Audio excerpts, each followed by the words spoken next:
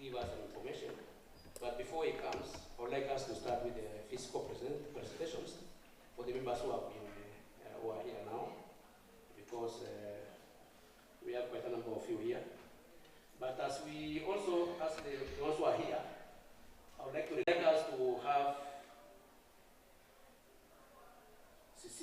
Cecilia Ndunge share around. Okay. Then I would like us to invite Mr. Anthony Muriungi to present his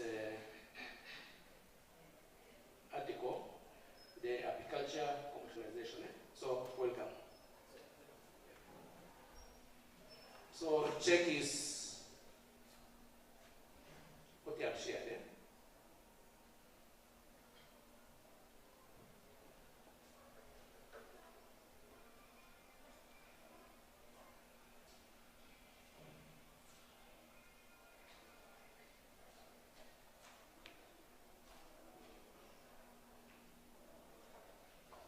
Sorry, Anthony, because of time, we only give you 10 minutes.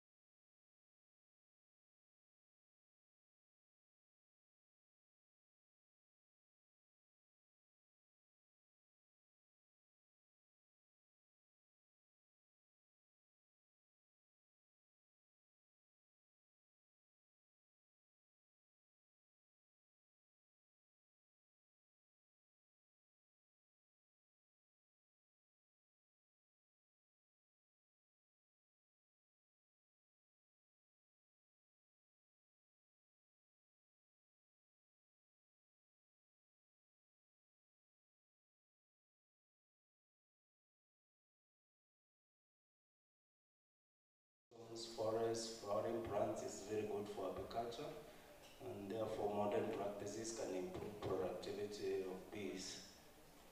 Yes, and that generally is our concern. Now, the extent of adoption of modern beekeeping, how we were able to measure this is because we identified 9 dimensions. One of them is the actual modern beekeeping, mixed, that is using hives, traditional hives, modern hives, beekeeping tools, record keeping, method of extraction, smoker, use of uniforms, bee uniform, and hive tools, and apiary management processes. Each one of them was given a point, and we developed what we call an adoption index, which on a scale of 9. All right? So With the methodology here, we had our data, beekeepers, we had a questionnaire, we anonymized the farmers, then we analyzed the data, got frequencies, percentages, and developed an adoption index. The analysis process, that analysis we used R programming, one of the programming methods that can be used in data analysis. We developed an Excel sheet, we cleaned the variables, constructed indicators, summarized the results, and we visualized. And then we had the logic, how the logic was developed for the adoption score. Each one of them was given a score of 1. The formulation there is for R programming. We shall look at that. I'll give you a link you can check in my GitHub account. Yeah. Okay. Of course, we have tables, charts, and the actual results, and this PowerPoint. Okay. I sampled one of the visuals, which shows how income is distributed among the beekeepers. And you can see the majority of them, they earn an income that is actually 5,000 or less. And very few of them, less than 10 of these, actually earn 100,000 plus income. The rest of the people really were in between there, meaning that really beekeeping in Meru is more of a subsistence activity. From this analysis, we can see beekeeping is dominated by traditional methods and traditional hives. They take almost 65% of the people we sampled, and therefore there is need to improve beekeeping, particularly technology. In summary, there is low use of modern activities. We analyzed, and the responses was follows. Formal training, it was 17%. I think it was of all these indicators, formal training, formal uniform, 25% of the respondents said they used hive stand, 24%. So in general, you can see modernization is not only about hives, but also training, records, equipment. So the responses are mixed reactions regarding the use of bees. We shall see the score as we move on. We developed an on-demand regression analysis for binary responses, and we had a table of output there. I will not look at it. I'll give you a summary of what the results are. Generally, there were two or three indicators that were strong. The results indicated that formal beekeeping training has a positive and statistically significant effect on the income levels. In other words, the more training you give to people, the more they improve the income. That one, we were able to see that. And traditional hives as a negative, people used traditional hives, they had the lowest incomes. Education levels did not seem, even though significant, the significant was not, it was at a very small level, so we couldn't really say it was a significant factor. Overall, the findings highlight the importance of modern beekeeping practices and capacity building in enhancing income.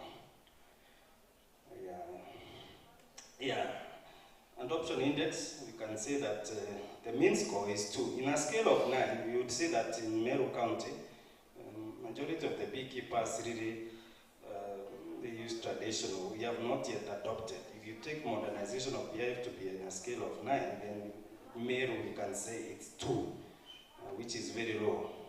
65% of the respondents adopted no more than 2 of the 9 modern practices that we identified earlier. This is the summary of the findings. Majority of the beekeepers fall in the low income category. Training significantly improves income. Traditional hives reduce productivity. Education has a weaker effect compared to training.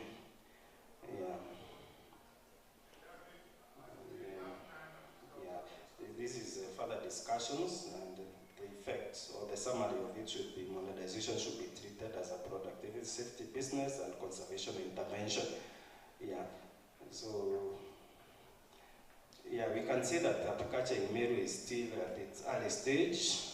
People use a lot of traditional methods and hives. There's low training, low record keeping, low use of equipment. Use of fire is the dominant method of extracting honey.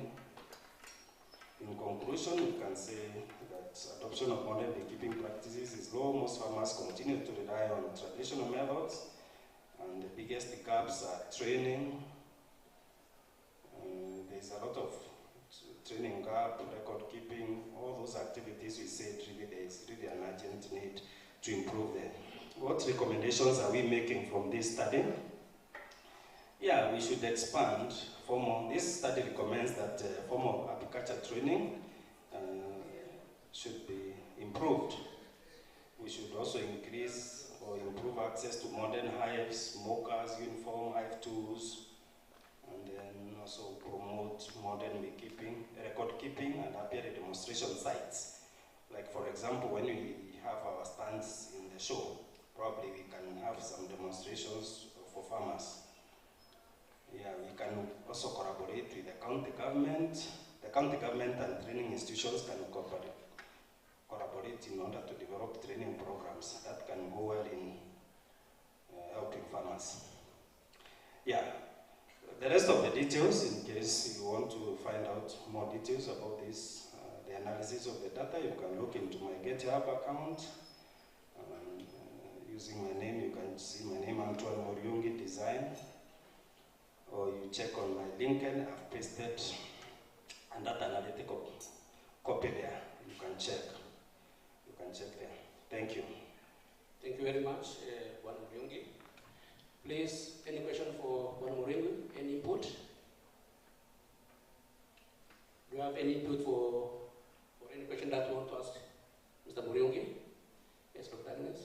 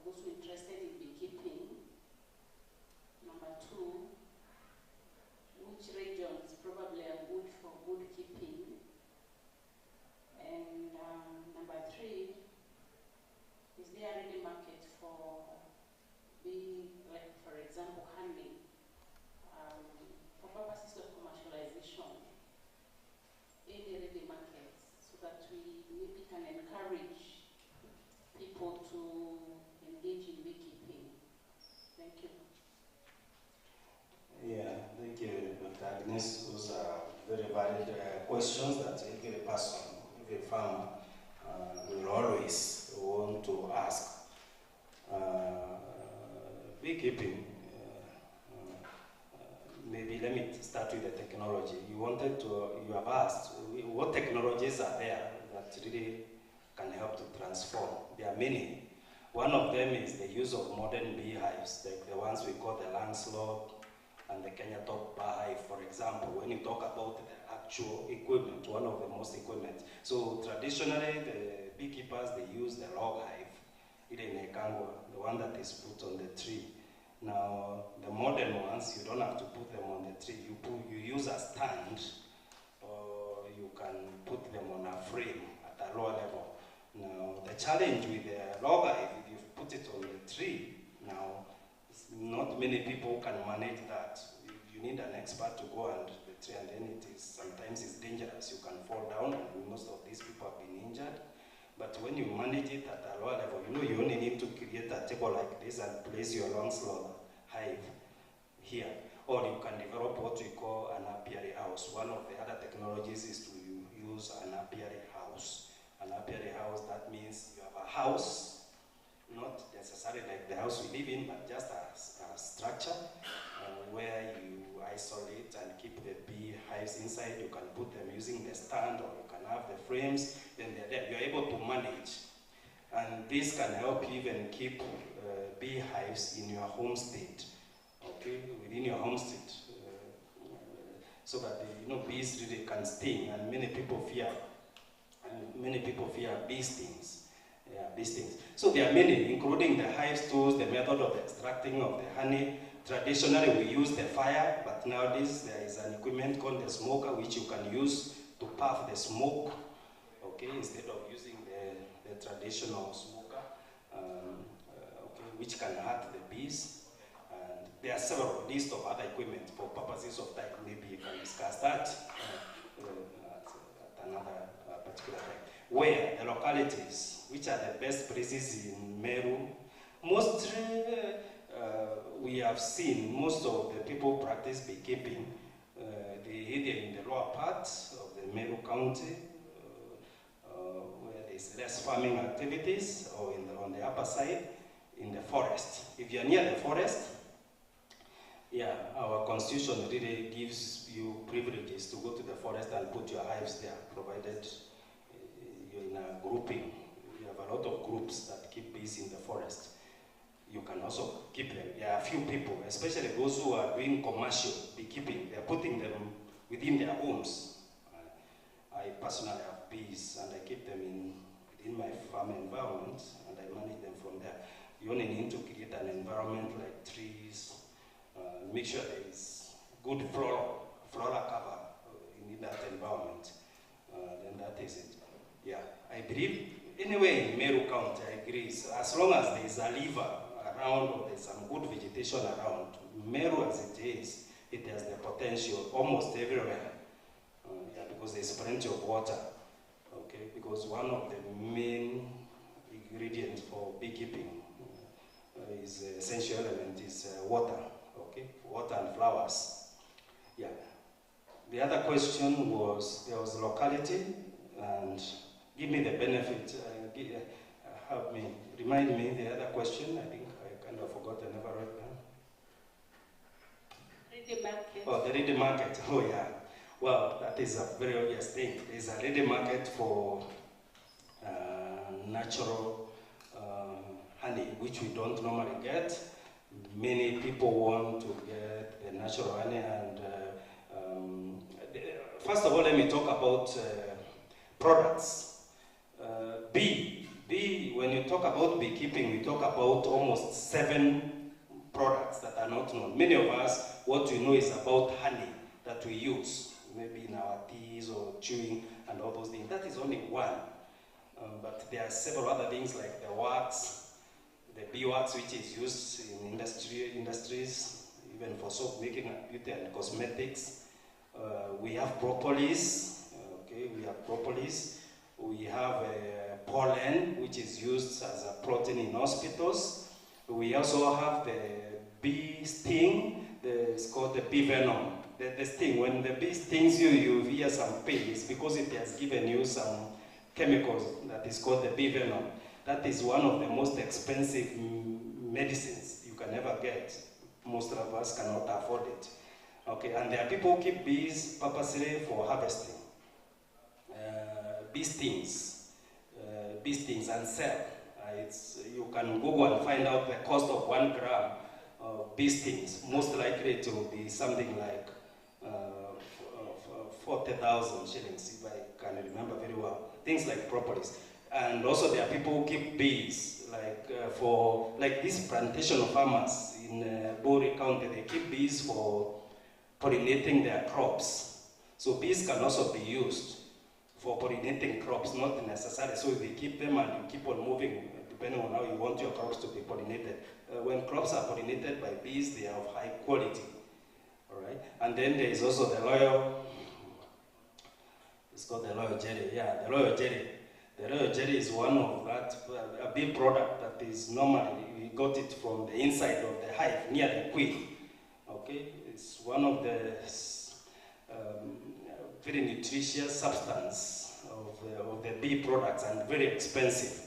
Okay, that is something that is normally eaten by these people called the beauty pigeons. If you want to be a beauty pigeon, then you stay close to a bee farmer. It will improve your looks.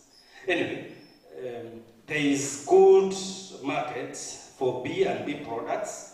Even bee itself selling bees. There are people who do the business of selling bees. Okay, and one packet of bees or one colony of bees goes for something like 3,000. So people who harvest bees when they are moving and then they sell them. There's a market for that. In terms of, in Meru, we may not have a developed infrastructure for processing and marketing of bee products. That's one of the challenges that we have. That means we have not really commercialized, and that was the purpose of this study.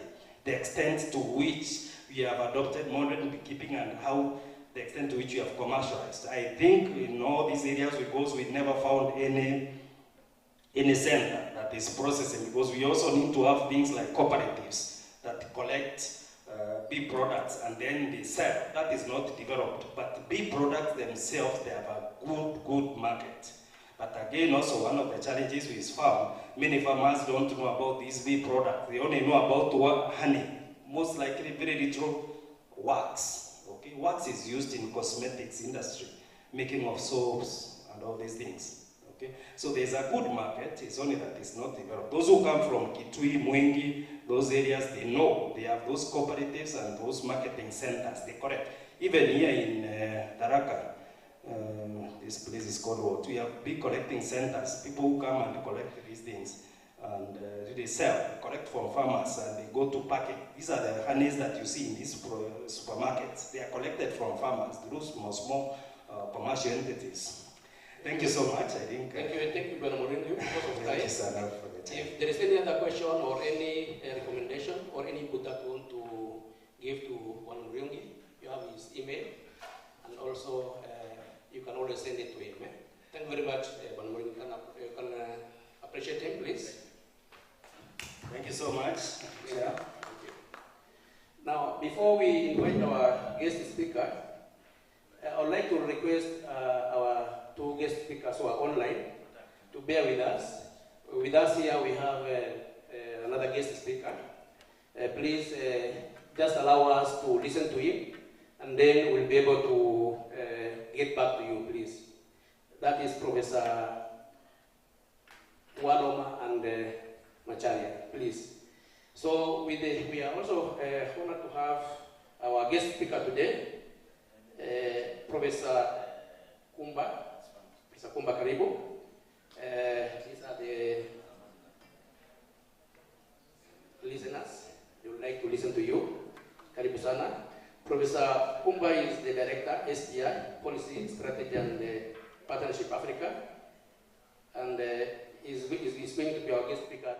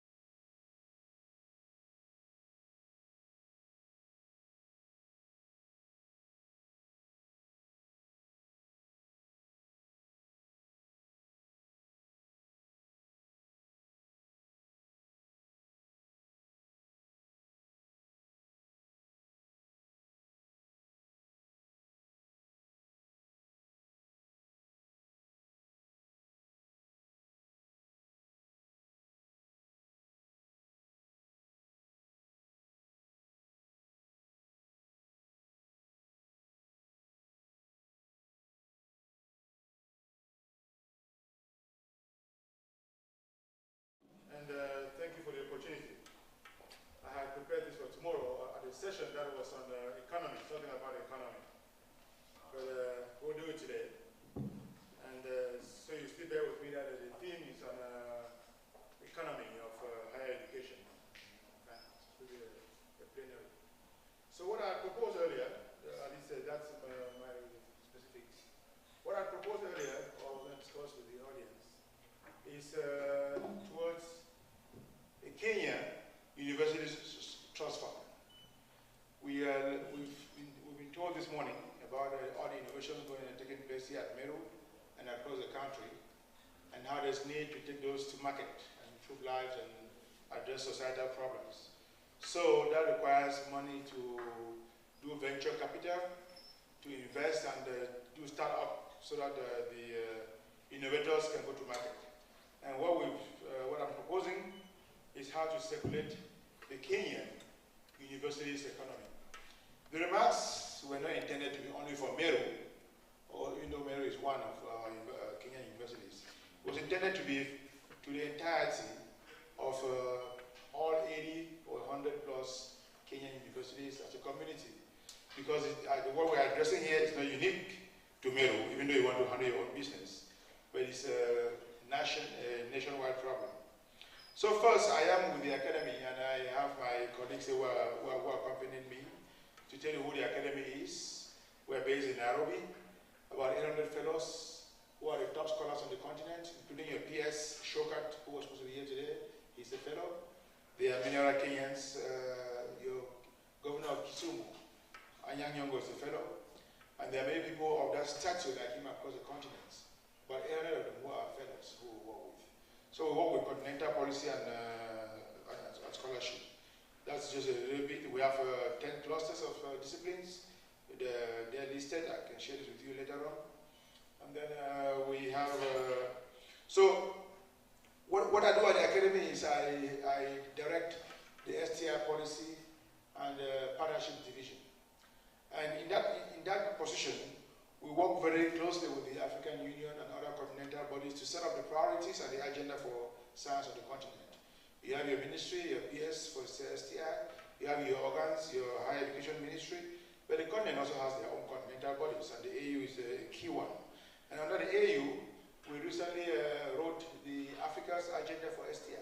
It's called TISA 2034. And under that TISA, there are 6 priorities that the continent wants to embark on, according to us for the AU.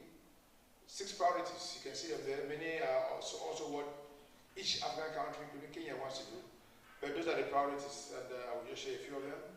That TISA agenda runs last year, 2025, through 2034. It's a 10-year agenda. And under these priority areas, there are lots of things, all of which have been built at approximately $7 billion for 10 years. That's what the government wants to do, and your government, your country will be one of the participants. And along those, we want to especially engage the diaspora. Number 5 there in red, the diaspora. There are about 20,000 African-born PhDs in the US alone. 20,000. And if you say only 5% is Kenyan, you have a number of 4,000. So about 2,000. So you have a very rich diaspora. I was telling your leadership this morning that around this most IC, National Conference, a key component might be to make sure that you engage the Kenyan diasporas abroad, especially those who were born in the Meru or in this forest area, to be part of this conversation, because they are you and you are them, even before some of us will come to visit and support you. So there's that proximity. So we are working to engage the diaspora substantively in this work. I share with my friends that the US President Obama is a diaspora. You ever think of getting people like him to come to these conferences? Maybe not him, but there are such top echelon diasporas there. It's just one at the peak of the pyramid. You go 2 tiers, 3 tiers down, you have lots of Kenyan diasporas there doing great things. And how do they participate? I know what you are doing and support what you do before you bring out other friends. So let me skip and go fast. One of the things that we are working on the TISA agenda, just more background here, is to bring an African light source to Africa. And to bring a light source to Africa. So here's the light source. This is what it looks like. There's a young lady that I met this morning, and she was telling me she's a microbiologist. She sends her samples to Penn State in Pennsylvania for the experiments we done there. The infrastructure is not strong, not only Meru, the whole country. Sometimes they send the samples to say Cambridge in Nairobi, but it's still not strong. But this is the #1 science infrastructure in the world. If you look around the world, here is it. Those white red dots are where you have them around the world. Everyone has a light source in Africa. So they do frontier research, big time research. One of the light sources can host up to 3,000 science visitors per year. 3,000. So instead of using your samples abroad, you can host one. And maybe have other people send them to you. It increases your domestic research market. So we are working under STISA with the AU to establish a synchrotron light source, called the advanced light source on the continent. Space like Konza, where the country wants to do innovation, smart city, can be a host of that, among others. But this is the kind of now we under the African Union at the continental level are looking at working on. The one here, you see my cursor at the top right there, that's the latest one in China, in Beijing. It's the latest one, and that's how far the Chinese are going. And then, so we go forward. So those are around the world. So under STISA, the African Union agenda, we are looking at infrastructure. Over there was infrastructure on that list, if you remember. In number 2 there, infrastructure for science. And then I go a little further. So the other item that we're looking under the STISA agenda is semiconductors and frontier science. So what's frontier science? You will notice that much of your work here is in agriculture and health. And then we talk about AI as users, not as producers of AI. Everybody wants to use AI. It's like a car industry. For the last 100 years, we have cars. Our economy is based on cars.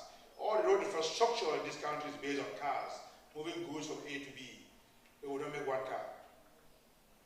We use it, but we don't make one. We base our whole economy and society on the car, but we don't make one car.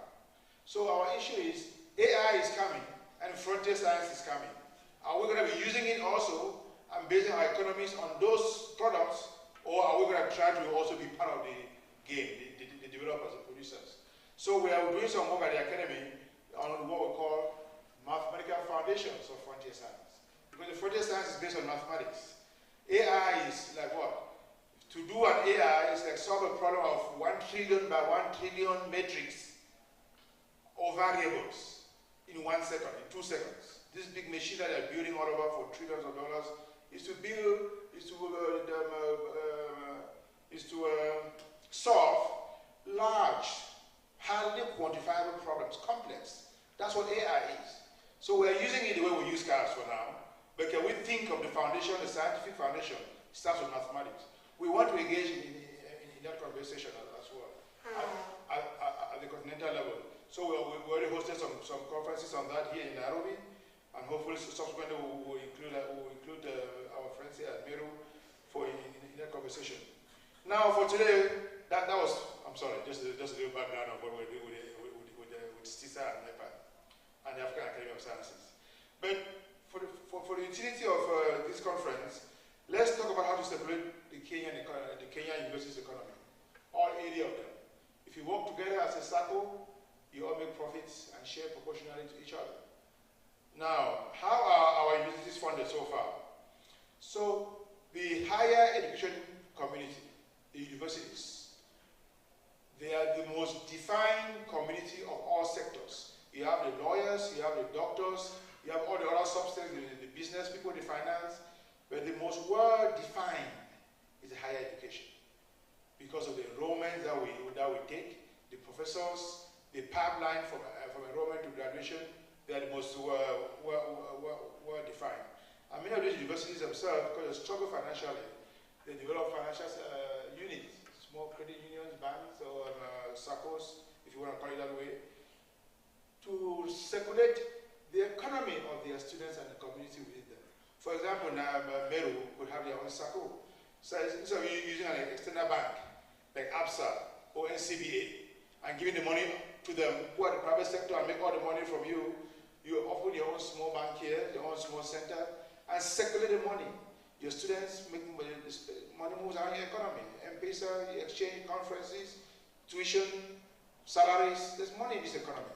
You can take stock of what is the economy of Meru University, for example. There's something like that you can look at to know your size. That's money circulating. And it circulates through external bank intermediaries who make profit on your backs. That's one thing. And so let me go fast. But if you so continentally, these are some numbers. If you look at the remittance within the continent, country to country, of 54 countries, this is about 6 years ago now, it was about $20 billion a year. There's money moving on the continent, 20 billion. So while I'm saying that money moves within the continent, that's how money moves within Meru University at a smaller scale. You send each other money, you circulate money in your economy. And then the Kenya higher education industry, just Kenya alone, is over $15 billion. That means all 80 universities plus. Each economy added up together, that's how much it contributes to the Kenya economy, $15 billion. And that includes payrolls, conference participation, money, food, restaurants, everything, every shilling that moves in your system, for any reason, that's about how much it is. And then a key factor of that is the international students. I was talking to your leadership here, and they mentioned that you don't have many international students. Not many of them. They are just mostly local from this area. Now, about 10 years ago, Ghana was having Nigeria, Nigeria is always having political problems. So the schools get disrupted, students go on strike, schools are closed for about 6 months or 1 year. There's disruption in the school system very often. And when they are disrupted, their students who speak English go to Ghana for education. They go to the courses in Ghana. So you have many students from Nigeria going to Ghana for education. And about 10 years ago, because of that, only from Nigeria to Ghana alone, Nigerians were sending $1 billion to Ghana for education. That's their money sent to Ghana. That's what it does. That's money moving in the system. That's what I mean by the economy of education. Just international student, you pay for your tuition, for their cost of living, parents send money to support their students. That's what you in Kenya also do when you send your kids to America or to the UK. Money follows, millions of dollars follows. So that's all money in the higher education system, economy, that I'm proposing here. And then if you look at the fact that the continent, you keep hearing that the continent is young, demography, every young people. And when we think young people, we think university students, because it means that our numbers will increase. That's how the enrollment increase. So the youthful continent for the next 50 years means a fast-growing university population, which means a fast-growing university economy, which means the money circulating in those systems, you can just imagine the scale coming up. So for us, well, I have some numbers here that, of all the students in the growth in higher education, 1/4 will be in 10 African countries, all of them. And the East African community, this little circle here, that's the EAC, where Nairobi, Kenya is the center of the economy. So if you look there, just look at their numbers. Only the cities alone, not the country entirely. Just the city population in millions of dollars. Those are young people going to university paying money. The point I'm making here altogether is that the economy of universities is a huge untapped opportunity. Hugely untapped. And if you look at how the continent, again, your president signed it, your country, your parliament approved it, the free trade area, we want Africa to integrate their markets, their mobility of people in money. It means also student mobility. So a student who gets a degree from Meru, how do they fare when they go to Cairo or they go to South Africa? What are the equivalencies? So the higher education economy on the continent is meant to grow substantively. So what I was going to bring here is that traditionally, you heard the PS, the lady from higher education you mentioned, about budget allocation. Parliament put money. So there's a mindset of always thinking, government has to do this, government allocate money, government build this, someone build this. You're thinking to external political actors when there's dollars in your economy. That's the main case here. That is not being tapped into yet. And so, why keep looking for outside money, for Gates Foundation, for everybody to come and support you? And you know who pays the piper calls the shot. So when the government pays you, they'll ask you questions, why or why not? When the philanthropist from America pays you, they'll say, why? Follow their rules. It's their money. They have to make sure that it's well used. So they impose conditions on you. But your economy has money that has no conditions. That you can choose to spend on the kind of things that suit you as the leadership of the university. So, the last line there was that the Kenya higher education of so many universities can raise superior funds from itself. We are proposing this because of one main thing. One of the things that we admired about President Ruto when he came to power, when he was running for office, was that he was saying the global system must reform its financial architecture so that we can stop paying high debts as a continent. The debts constrain our development. We're all indebted. This financial system, World Bank, IMF, you name them, they control Africa with the debt burden. Yet we keep going back to them for the same money that we need. So what we are asking for is that in order for Meru University, Kenyan universities, African universities, to long-term get some independence to develop Africa the way we Africans want to develop Africa, we must look for money from within ourselves, not from outside. We shouldn't go looking for external parties when we can dig in our own systems. And that's what President Paul Kagame mentioned to us sometimes, about 8 years ago, that we are tied to a mindset of sending hand outside, give me money, give me money. Government, give me. Parliament, pass law. Minister, come and visit so that you can give us $2 check. But there's money in our economy that we are not looking at seriously yet. So, if the Kenyan government were to look at its own economy, I mean the Kenyan universities were to look at its own economy of about $15 to $50 billion, it can raise superior funds and set our own agenda with or without anybody. We will be stronger, we will be more independent, we will be more in charge of our destiny. And so what we propose to do that is a circle for all universities to join on, like a consortium of universities. I don't mean negative for any bank. That's why the bankers are millionaires, and we in higher education, we are not. Because they suck our money out of us, and then we stay broke. But if we come together and create our own bank as a university system, that will circulate all that $15 billion within that banking system. That money that APSA and NCBA and KCB makes stays in here and runs our innovation, and what our scientists are doing in the lab can be funded without begging for money from outside. We will not keep saying that, how do we commercialize our innovations? We have the fund to do it. We have venture capital. So what we are saying is that the university system, Meru can lead that. I was hoping that our peers will be here, Shokat, Abdurazik, or Beatrice, they will be here on this conversation to support the university community. For all the work that we do, like this conference and all the research and building that we do, the constraints always is that the money circulating in our hands is the least. The budget available are the least. So we always struggle on shoestring. We barely pay faculty salary at the lowest level. We barely support the students to go to a conference. To move one of good products from your research lab and commercialize it for the whole of Kenya's market, it's a 50 million people market, you need good capital. So we are proposing that if we were able to work together as a community of universities, we can raise over $10 million a year in our own fund that we use for all these things. And then innovation commercialization become much easier because we have the resources.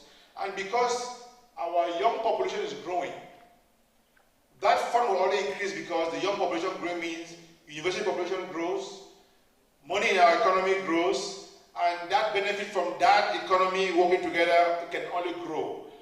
Then you would have a truly independent university community that can set its course for this country, with or without politics, with or without somebody coming to say, take $2 because we want to fund you as philanthropy.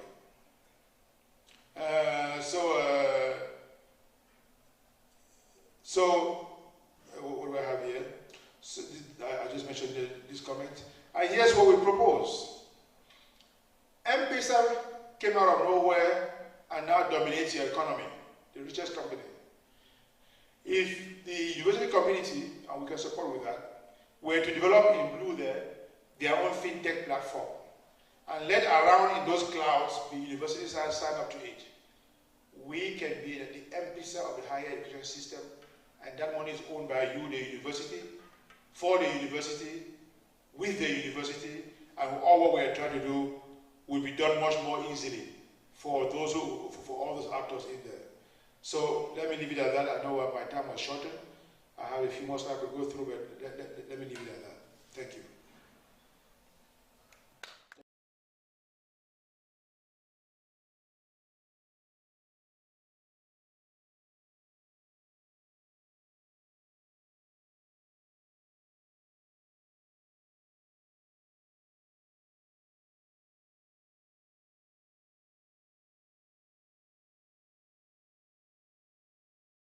In trust fund, especially for higher education. Thank you very much for that. But as I would like to invite maybe questions for Professor on those areas that he had presented. Yes, sir. Yes, sir.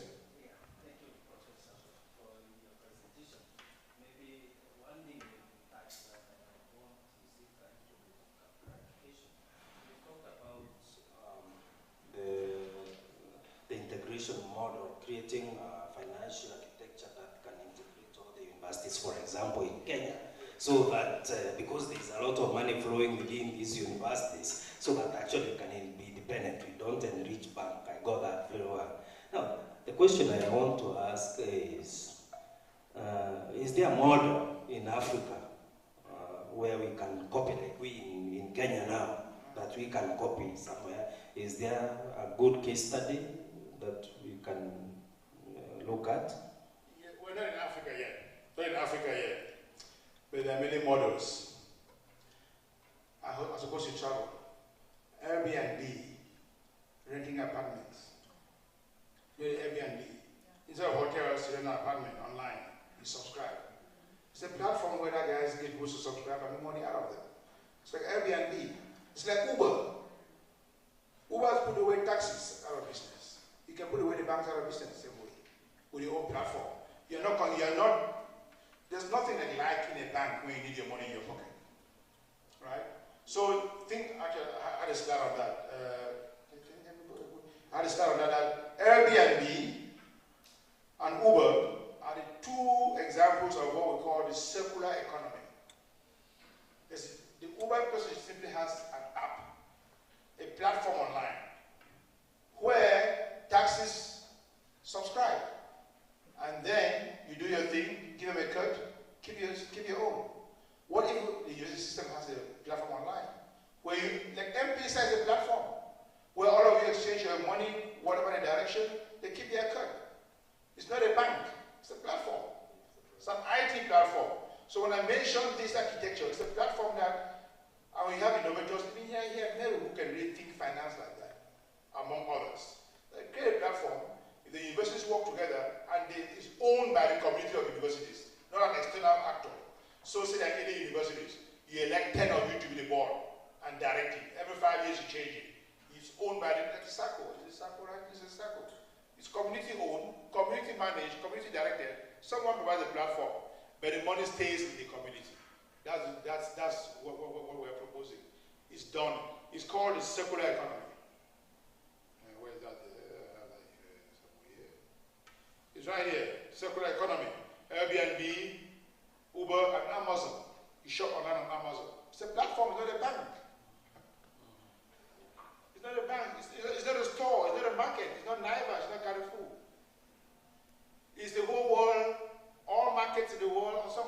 platform giving him billions of dollars a day. So we also have our money spread all over the country or the continent, but we are broke. That's what I'm saying. And then we go back begging for money from the same people or from the government. There's a mindset of dependence and asking outside, as opposed to an innovation of circulating our economy. So something called circular economy, sharing economy.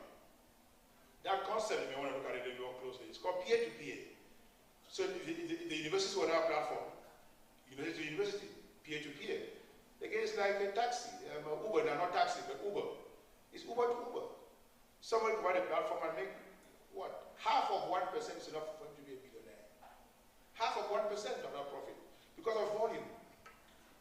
So it says, let's come together, have volume, reduce price for all our operations, but then on that reduced price, it stays with us.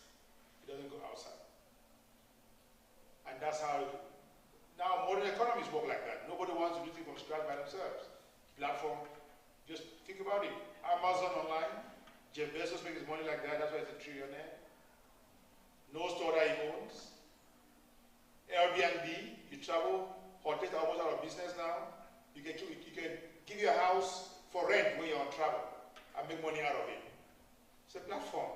And then the guy who gives you the platform makes his own $2 out of it. So that thinking is what will free our higher education system from being controlled by external funders, be it government or philanthropy, because your government controls you. And I don't mean that negatively, it's just because they pay the bills.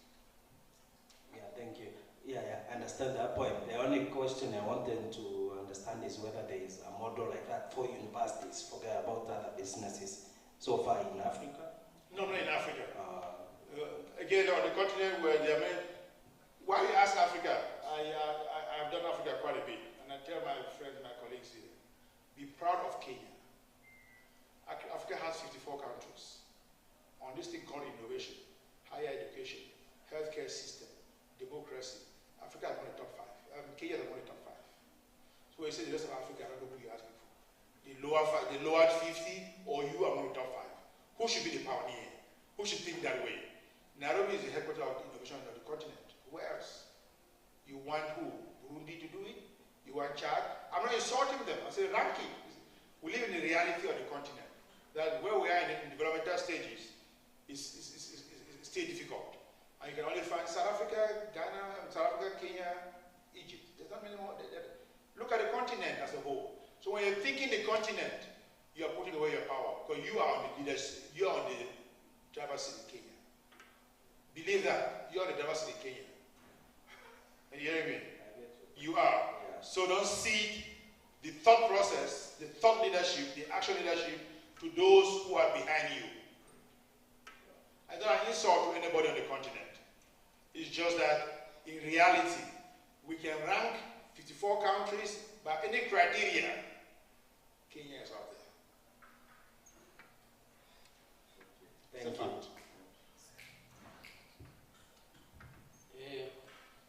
Let's also ask more questions. Somebody else.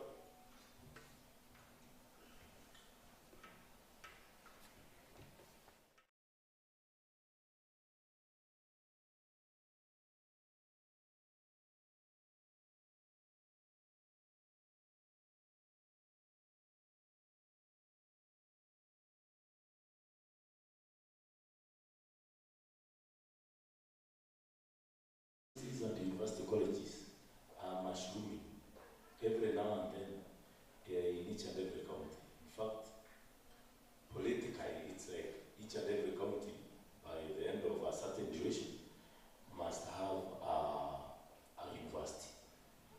Going by the situation the way it is, even with the existing universities, whereby we find that some of them are in debt. Are we ripe for the, creation of more universities? And have you tried to advise, to give any advice to the powers that be? Thank you. My good question, yes, we are right to create more universities because we are making babies.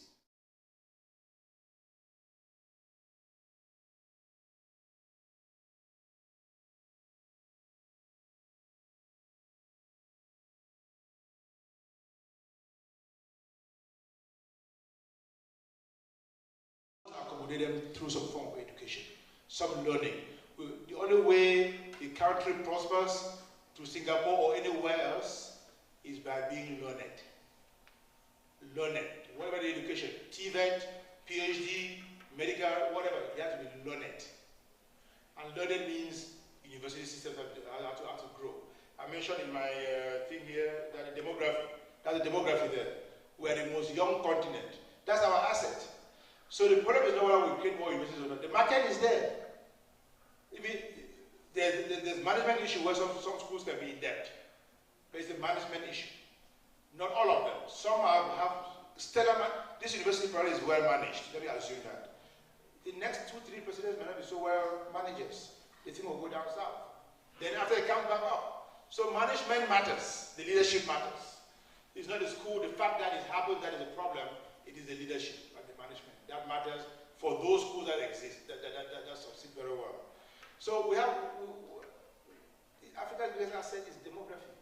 It's young folks. Europe is going down in demography. They are looking down south. Europe is really aging. Well, I should get to that aspect of it. America is aging. The wars of the world now are racial wars. Racial wars of how the North protect itself from the population coming from the South. Because we have more numbers, they have less. It's our asset. We don't have guns, we don't have nuclear weapons to fight wars like Iran and the Americans. What we have is our demography. That we are entering every books and pruning of the world. Go to China, you find them. Go to Switzerland, you have them. Everywhere you find them. So that's our asset. Let's educate them. So that part is good, to educate them. The issue is to think this way. Before there was M-Pesa, what was the country doing? Did you ever think that we had M-Pesa? Before there was Airbnb or Uber, well, okay, going by taxis and matatus. Who was thinking like it would be an Uber? And see how Uber has changed the whole market and giving your Gen Zs who don't have jobs a car to buy and drive and they want to make money without being a taxi driver.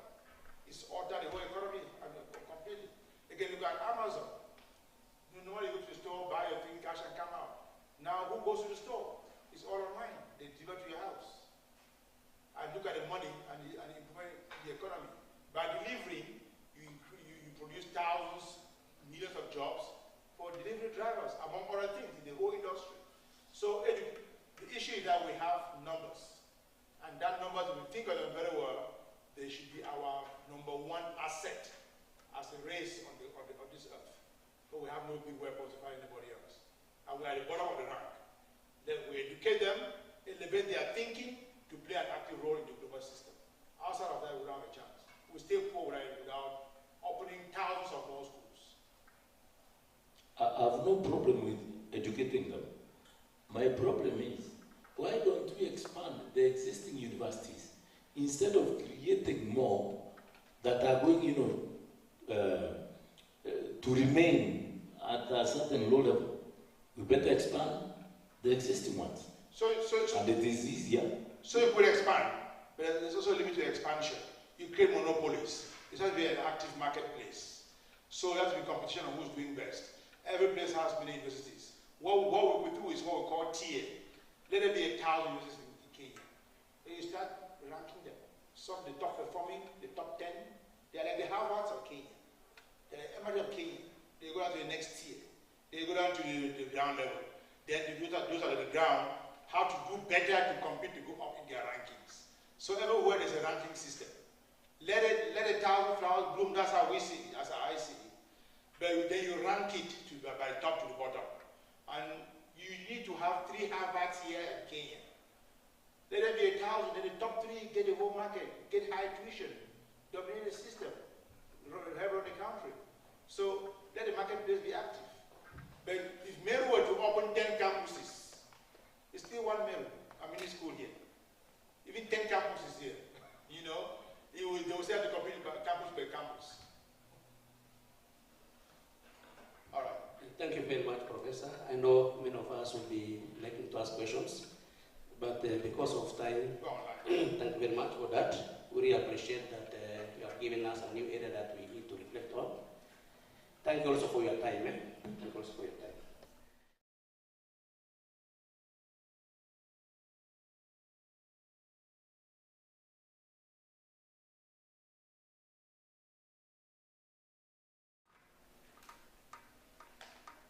Our next guest is Professor Waloma, Professor of Accounting, Majan University College, Muscat, Sultan of Oman. Prof, sorry, because of that, you are supposed to present at around 2, but I think your time was a bit extended. Sorry for that. Let's listen to Professor Waloma for his presentation.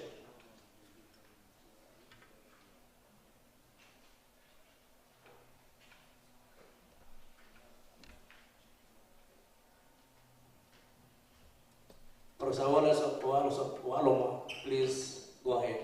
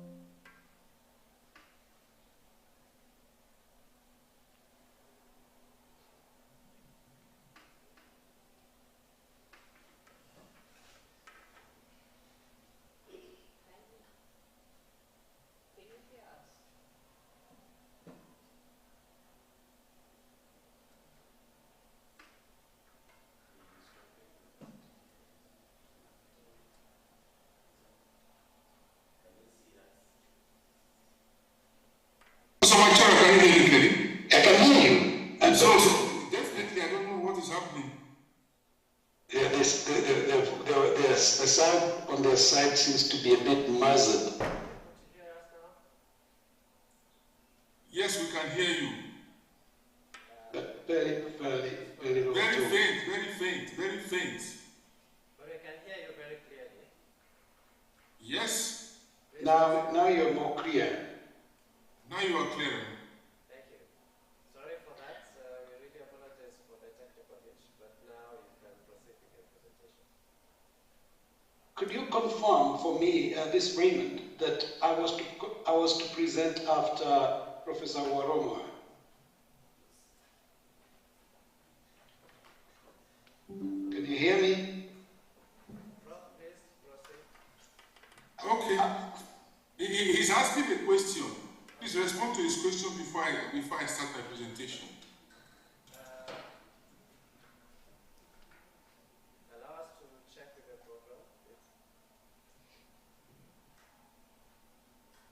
Okay, while you check on the program, you can drop a message for him. So do I go ahead? Yes, please go ahead. Okay. I permit me to stand on the already established protocol. I recognize the Chancellor, the Vice Chancellor, and the other dignitaries here present. Based on the time constraint, I will try to see how I can make my presentation as fast as possible. Without much further ado, I'll be speaking on the concept that says reimagining tomorrow, the interdisciplinary solutions for a resilient and sustainable global future. Already I have shared my PowerPoint, so I believe you can also share the PowerPoint from your own side for audience who are there present. Now, for my introduction, reimagining the future. We are living through a defining period where resilience and sustainability has become an essential pillar for reshaping the future economies and across societies. As the world, climate change, technological disruption, geopolitical tensions, inequality, and economic uncertainties continue to redefine how nations grow and compete. Global economic growth is projected to slow at 2.7% in 2026, remaining below predetermined levels and signaling an increasing structural pressure on development. At the same time, rising climate risk, I hope you can hear me, rising climate risk and widening social inequality demands solutions that go beyond traditional approaches. These realities highlight the urgent need for interdisciplinary thinking and stronger collaborations across business, sciences, technology, policy, and society to build resilient, inclusive, and sustainable future for generations to come. Slide 2. The global sustainability challenge. The world is approaching a decisive moment in which resilience and sustainability have become strategic necessities for economic survival and social progress. Climate change and environmental degradation continue to intensify global vulnerabilities.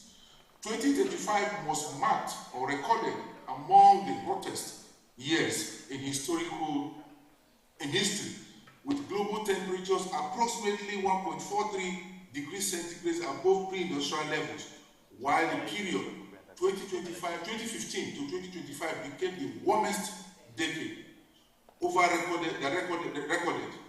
Global greenhouse gas emission also reached an all-high of 60.63 billion tons of CO2 equivalent in 2025, underscoring the widening gap between climate commitments and actual outcomes. At the same time, inequality remains a structural challenge, with recent evidence indicating that the top 10% of the global population controls approximately 75% of global wealth, while the bottom half holds only 2%, deepening economic instability and social inclusion. That's according to Big One 2025. Despite this progress in energy access, now reaching nearly 92% of the global population, over 666 million still lack electricity access, highlighting persistent disparity in development and resource distribution. Kenya as a country reflects both the opportunities and complexities of this global transition. The country has emerged as one of Africa's leading examples of sustainable energy transformation, increasing electricity access from approximately 37% in 2013 to about 79% in 2023. The national target of achieving universal access by 2030 and fully renewable electricity generation by 2025.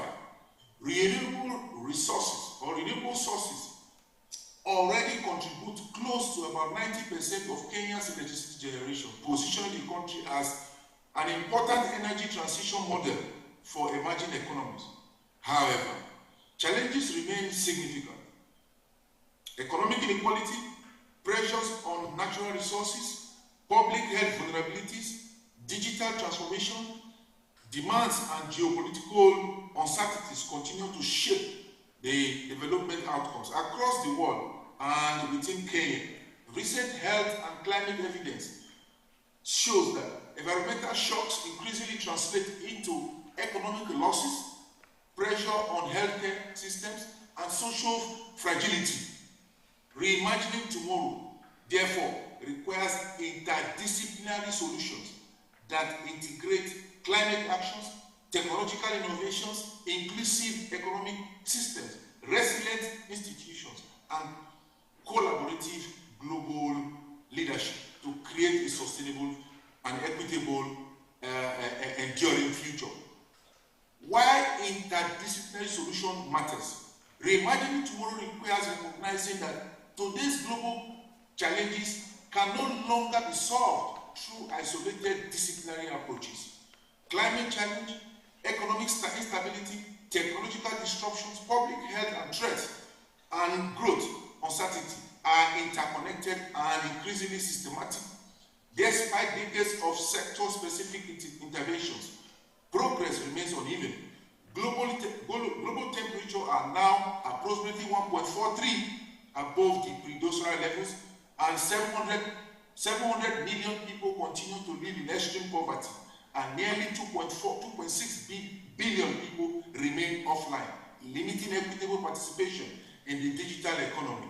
At the same time, productivity gains from technology have not translated into inclusive development across many regions, demonstrating that the scientific advancement alone cannot guarantee the societal resilience.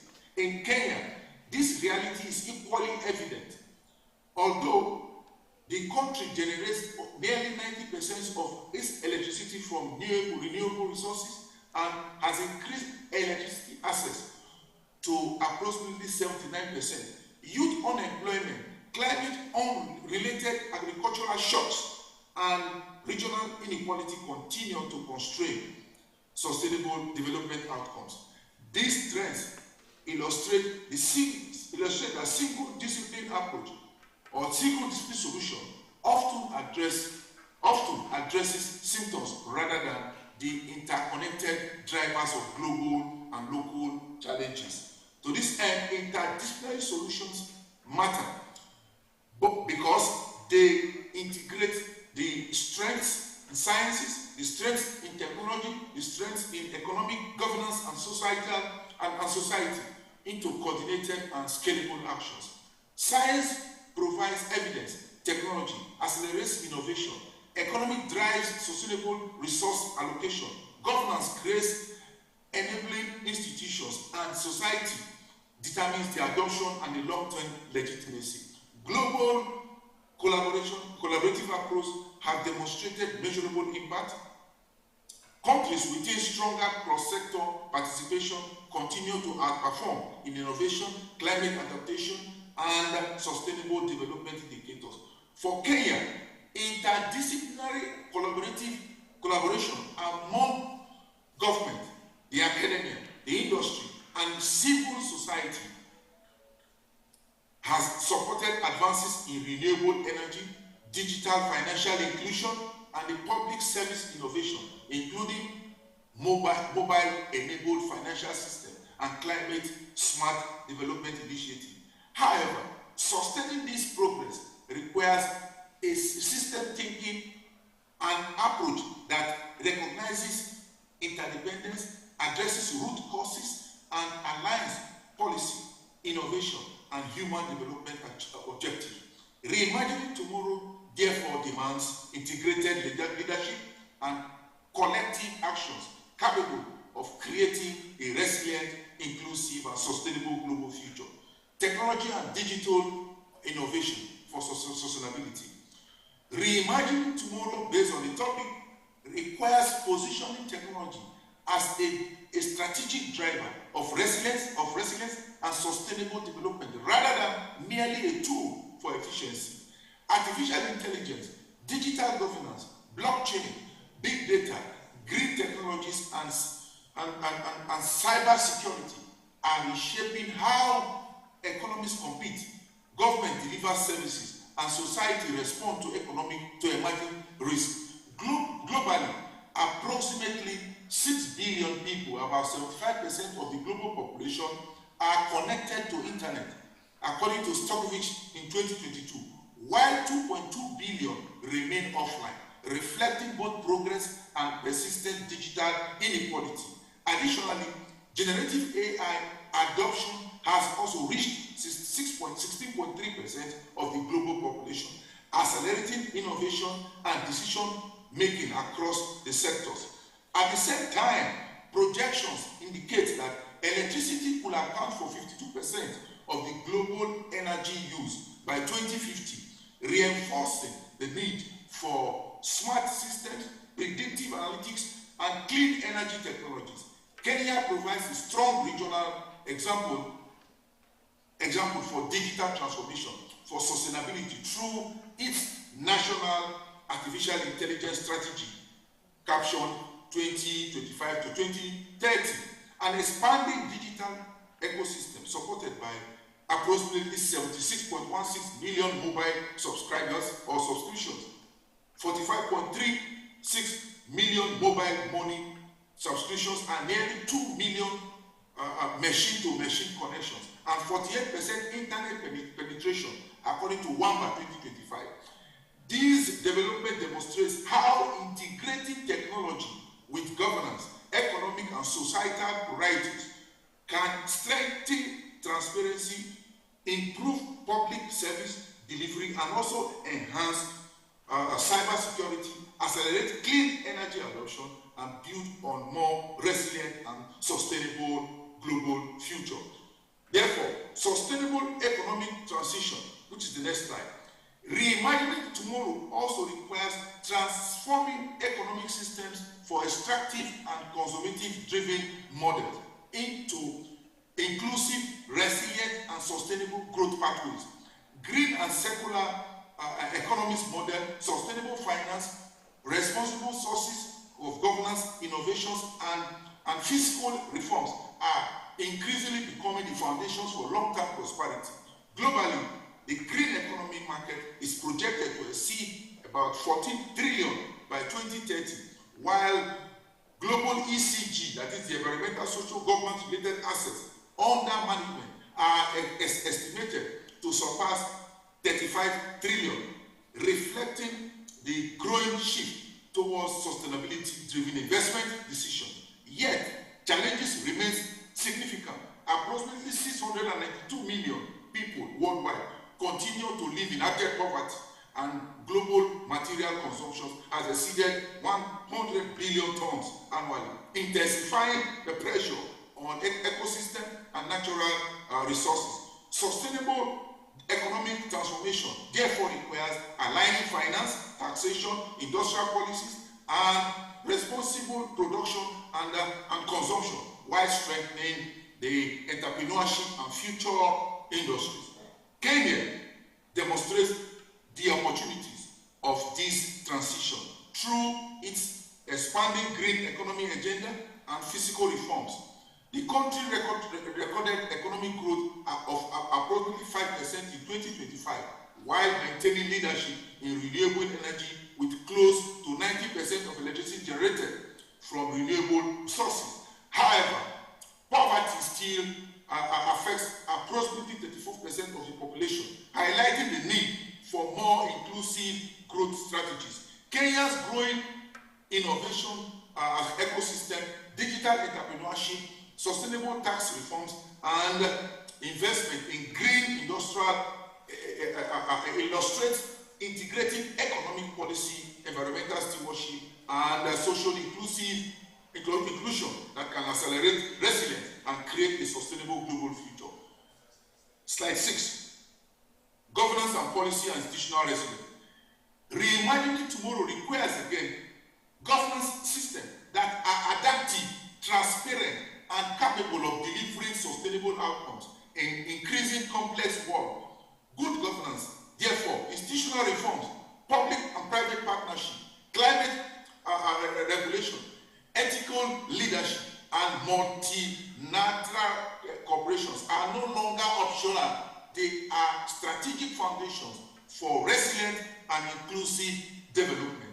Globally, recent governance assessments show that 70% of sustainable development goal, or 70% of the sustainable development goal, the SDGs target, are currently on track, while climate-related losses now exceed 320 billion annually, highlighting growing institutional and policy gaps. At the same time, global climate finance reached approximately 1.9 trillion in 2023, demonstrating increasing commitment to sustainability, but also exposing the need for a stronger, accountable, and implementative system. Public trust in institutions remains under pressure across economies, reinforcing the importance of ethical leadership and evidence-based policy making. Kenya therefore provides an important regional example for institutional resilience through governance, climate actions, and collaborative development models. The country has committed to reducing greenhouse emissions by 32% in 2030, while renewable energy contributes nearly 90% of electricity generation, positioning Kenya among Africa's leading leaders in climate responsive governance. Placing gender equality at the center of climate action, Kenya continues to invest in public-private participation, public service, environmental regulation, and fiscal reforms. Demonstrate how institutional strengthening can support economic competitiveness and social inclusion. Reimagine tomorrow, therefore, demands a governance model that integrates accountability, policy innovation, responsible leadership, and global cooperations to build a resilient institution capable of delivering sustainable prosperity across generations. Human capital and society and social development. Reimagining tomorrow, based on the topic, also requires recognizing that human capital is the most significant or strategic investment of building a resilient and sustainable future. Education, future-ready skills, youth empowerment, health system resilience, and gender inclusion, community engagement, and cultural transformation becomes central pillars of development. And globally, over 250 million children and youth remain in school, while only 6 people aged 15 64 participate in education on training in 2024, despite growing demand for digital and green skills. Additionally, global youth unemployment remains elevated at approximately 12.6%, with 20.4% of youth or the young people not in education, employment, or in training, exposing major risks to social-economic sustainability. At the same time, strengthening the health and the social protection has become an essential as demographic, economic, and climate pressures intensify globally. Kenya demonstrates both progress and urgency in this transition. The country has expanded investment in education, transformed digital learning, and also innovation in terms of the ecosystem, while maintaining an overall unemployment rate of 5.45%, according to AGU in 2024, and a youth unemployment rate of approximately 15.2% in 2025, highlighting the continued need for accelerated skill development, entrepreneurship, and inclusive opportunity for young people. Kenya's growing innovation system or ecosystem, community-based initiative, and growing emphasis on gender inclusion and social protective illustrate the sustainable development is ultimately driven not only by infrastructure, also by technology, but also empowered by people, inclusive institutions, and a culture shift towards long-term sustainability.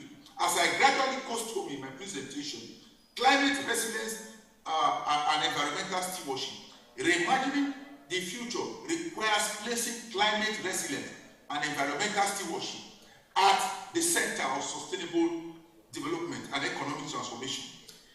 The accelerating impacts of climate change have made renewable energy transition, sustainable urbanization, biodiversity conservation, and integrated water, food, energy security essential for the long-term global stability.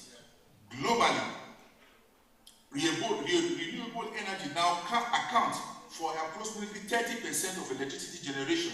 Yet, energy demands continues to rise, while an estimated 3.6 billion people live in the areas that are vulnerable to climate change and annual climate-related losses exceed 320 billion.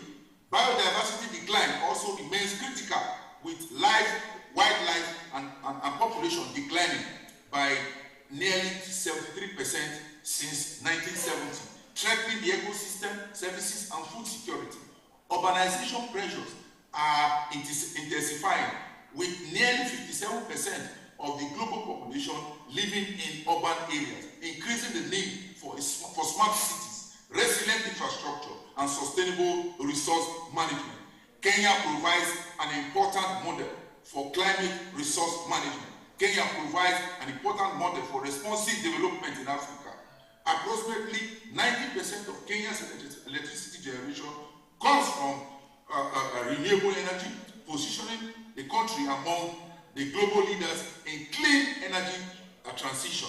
However, climate variability continues to affect agriculture, to affect water availability, to affect livelihood, and also to affect, particularly in terms of agriculture, contributes significantly to employment and economic activity.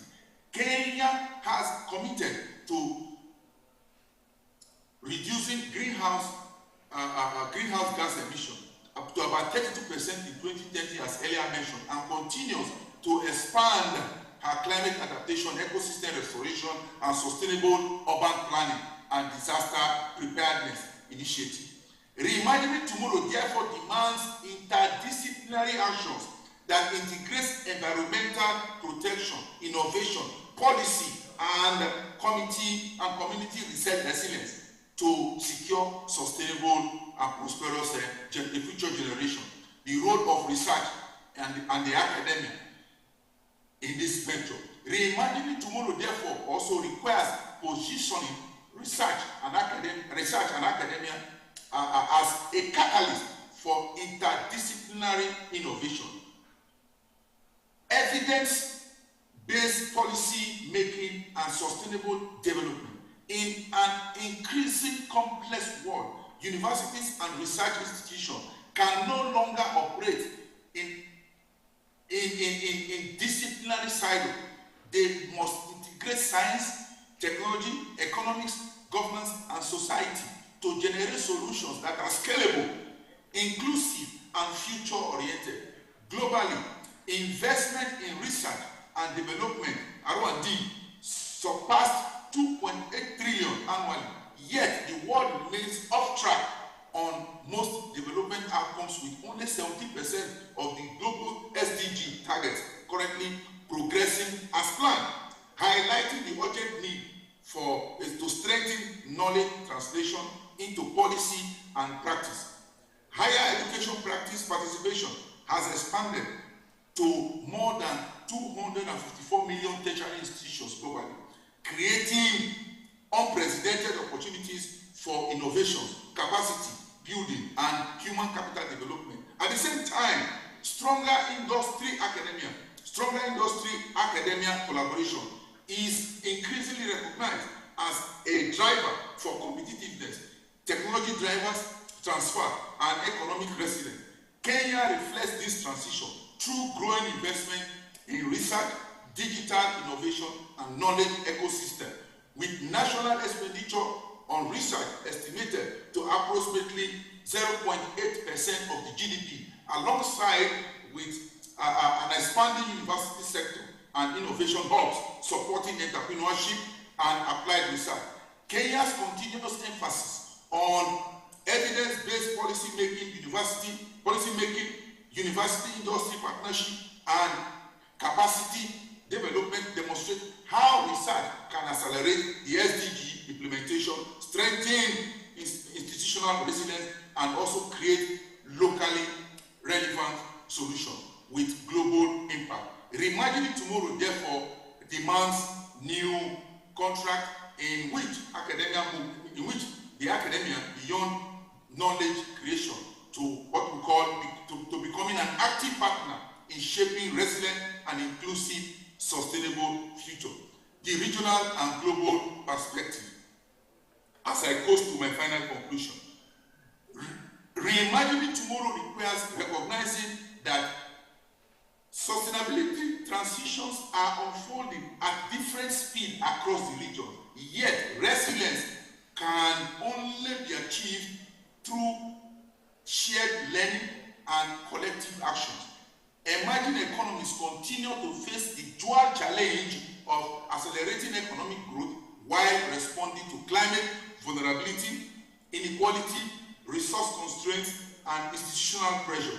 Globally, only 70% of the Sustainable Development Goals, as earlier mentioned, have been met, while developing economies require an estimated 4 trillion annually to close the Sustainable Development gap, financing gap.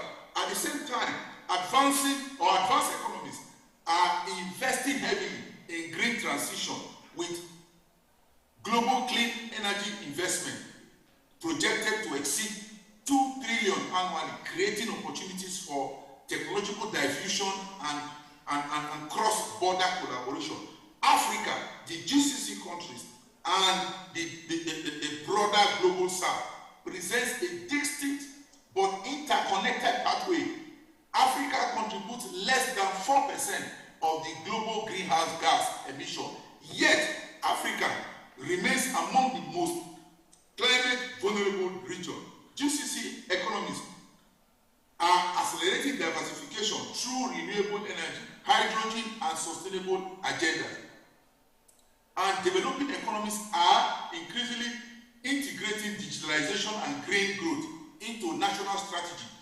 Kenya exemplifies this transition through climate responsiveness development, generating approximately 90% of our electricity and renewable resources, while positioning itself as a regional leader in digital innovation and sustainable finance, despite continued challenges relating to poverty, infrastructure.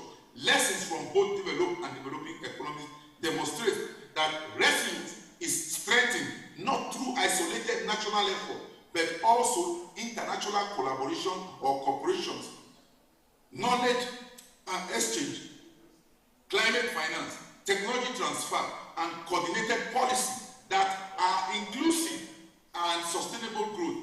Reimagining tomorrow therefore demands a global partnership model that transforms regional diversity into collective resilience and shared prosperity. Strategic pathway. Reimagining tomorrow therefore requires moving from fragmented responses to integrated strategies that build resilience, sustainability, and inclusive prosperity. The future will depend on strengthening adaptive institutions, accelerating investment, innovation, and sustainable infrastructure, deepening the global partnership, promoting ethical technology, and aligning economic growth with environmental stewardship. Globally, infrastructure investment needs are estimated over 94 trillion by 2040, while clean energy investment exceeded 2 trillion in 2024, reflecting a growing shift towards low carbon and resilient development. Yet, a major gap still exists. Only 17% of the SDG goal, as mentioned, has been met, and global greenhouse emission remains above 60 billion CO2 equivalent annually. Underscoring the urgency for institutional reforms and coordinated action, at the same time, digital transformation continues to reshape economies. With approximately 75% of the world's population connected to the internet, as earlier mentioned, increasing both opportunities and governance responses. Kenya provides an important illustration of strategic transition through investment in renewable energy and digital infrastructure, institutional reforms, and innovative-led growth. The country generates approximately 90% of our electricity, as mentioned, from renewable resources, maintains economic growth and approximately 5%, and continues to expand digital public and private commitments, including target to reduce emissions to about 32%, as earlier mentioned, in 2030. This development demonstrates the resilient and institutions' ethical governance, sustainable and infrastructure collaborative global partnership that are separate agendas but interconnected pathways towards a future economic advancement and well-being of environmental sustainability as they reinforce with one another. In conclusion, the implication for Kenya and Meru University, reimagining tomorrow is no longer a future aspiration, but an immediate global imperative that demands collective actions, interdisciplinary collaborations, and bold leadership. The scale of interconnectedness of today's challenge, from climate change to economic inequality to technological disruptions and governance uncertainties, demonstrates that isolated solutions are no longer sufficient. Globally, as we mentioned, 70% of the LDG goal targets are currently on track, while climate-related losses exceed 320 billion annually, and over 700 billion people still live in abject or extreme poverty, reinforcing the urgency for integrated and inclusive development pathway. Kenya presents both opportunity and responsibility within this transition, with approximately 90% electricity generated and 5% expanding transformation, expanding digital transformation, and a commitment to reduce emissions to about 32% in 2032. The country is positioned to become a leader in the resilient and sustainable development. For Meru University, the implication is clear. Higher education institutions must evolve beyond the traditional teaching model to become an interdisciplinary innovative system that integrates research, entrepreneurship, technology, sustainability, and community engagement by strengthening industry, academia partnership, investing in future energy skills, advancing evidence-based solutions, and cultivating ethical and globally minded leadership. Meru University can position itself as a continental hub for knowledge creation and sustainable transformation. Reimagining tomorrow therefore calls on government, university, industry, and society to embrace shared responsibility and co-create a resilient, inclusive, and sustainable future for generations to come. As I conclude with this saying that says, the world has become, or the world is not, the world has enough. The world has enough for everyone's need, but not enough for everyone's greed, according to Mahatma Gandhi. This implies that enduring insight remains for us that the future will not only be defined by the scale of our resources, but rather it will be defined by the wisdom, the collaboration, and the responsibility that we share and how we use them. Thank you very much for listening. I use this opportunity to appreciate the entire audience for listening, and God bless you. Thank you. Thank you very much, Professor. Let's appreciate it. Thank you very much, Professor, for that vast statistics and about development and growth in Africa, Kenya, and specifically also for Meru University, and the strategies to overcome the challenges that are facing Kenya and maybe other parts of the African continent. At this point, I would like to invite questions from the audience to Professor Auloma. Any question?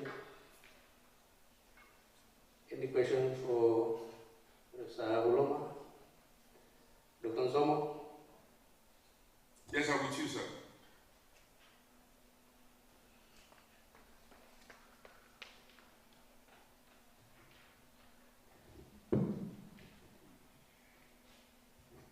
Thank you, Chair, and thank you, Professor, for that good presentation. Thank you. I have a question, and in your submission, you have amplified the need for human capital and how we need to ensure that we put a lot of emphasis on human capital. But we also have some proponents of the digital economy and matters to do with some emerging issues that are of importance. And this has to do with what is really happening in some spheres of the market market where you find even some organizations are emphasizing more on use of powered equipment. I'm talking about the use of robots. That also necessitates ways on how we can simplify how we do our production-related activities and all that. So my question is, how do we reconcile the issue to do with the advocacy for human capital, whereas on the other side we have some proponents who are looking forward to ensure that issues to do with the powered equipment like robotics that I've talked about should be put across to be what can be simplifying ways on how we do our activities. How do we reconcile the two areas? Thank you. Thank you, sir. Thank you very much. I really appreciate that question. And that has often been the fears of so many persons. The truth of the matter is that whether we like it or not, we are moving towards a digital age. However, who are the operators of these machines? Humans. Yes, definitely the coming of robots and every other AI available tools as they come on board, the implication is that the human capital on their own have to continually reinvent themselves. Let me use my own field, for example. I'm an accountant. Today, I can stay in my office, use gadgets, I use my AI, just input garbage in, garbage out. It gives me a complete account. But however, the role of the human in interpreting, in giving facts, in giving the implications of those figures, in giving meaning to those figures, can never be overemphasized. And so, even as we speak today, in the medical field today, operations are being conducted using more robots, using better methodologies. But in the long run, who are the men behind the wheel? There's no gainsaying that we are in a competitive, we are in a changing, the world is changing. But as a way of standing in having a more competitive approach, we as human, in terms of the human capital, we must continually reinvent ourselves. We must continually ensure that our knowledge is continually improved upon to match up with the current trend. Because as we speak, whether we like it or not, in the next 10, 15 years to come, so many persons will be out of market. And how do you succumb? How do you stand? The only way out is for you as an individual or in terms of the human capital to reinvent yourself to ensure that you develop skills that will fit in to the future development that is coming. And that is just the way out. Otherwise, the writer says, it's either you fit in or you fit out. And so we must continually reinvent ourselves. For example, when I did my PhD, those days we were not having computers, we were not having anything, but today we have to readjust to fit into the current system. Today we are using Zoom. So we must have to reinvent ourselves to suit into current trend. Otherwise we fit out. Manufacturing of vehicles today in Japan, in China, they are all digitally built. But who is behind the wheel? These are humans. And as such, we must continually ensure that our skills that we teach in our various ivory tower are in line with the technology that is yet to come in the nearest future. I don't know if I've answered your question, sir. Thank you very much, Professor, for that elaborate answer. I think we are satisfied with the responses that you have given us. Because of the interest of time, I think I don't want to allow any other person to ask more questions because we have many other presenters online, around over 10. So thank you very much, Prof, for your time. We really appreciate that we gained a lot from your presentation. Thank you very much. Thank you. Let's appreciate him. Let's appreciate him, please. Thank you, thank you. Now, our next guest, is Professor Raymond, Associate Professor of Neuromuscular Science, the Royal Veterinary College, University of London. But he's not going to present something on medicine, he's going to present something on generative AI and its role in education in the 21st century. So, Prof, you are welcome to this presentation.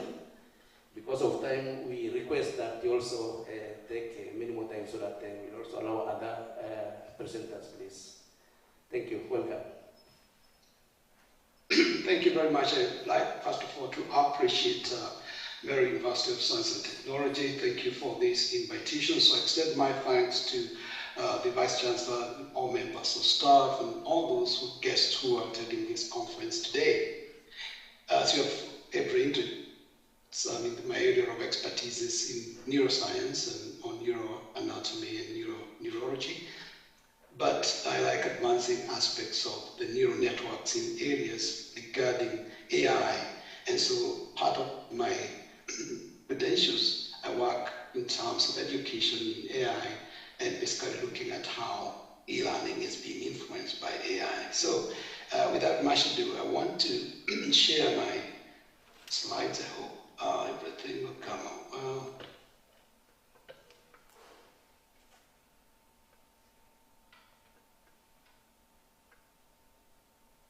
Yeah, so I'll start off. I hope you can see my screen. If I get thumbs up, can you see my screen? Yes. Can somebody say yes? Yes. Okay, thank you so much.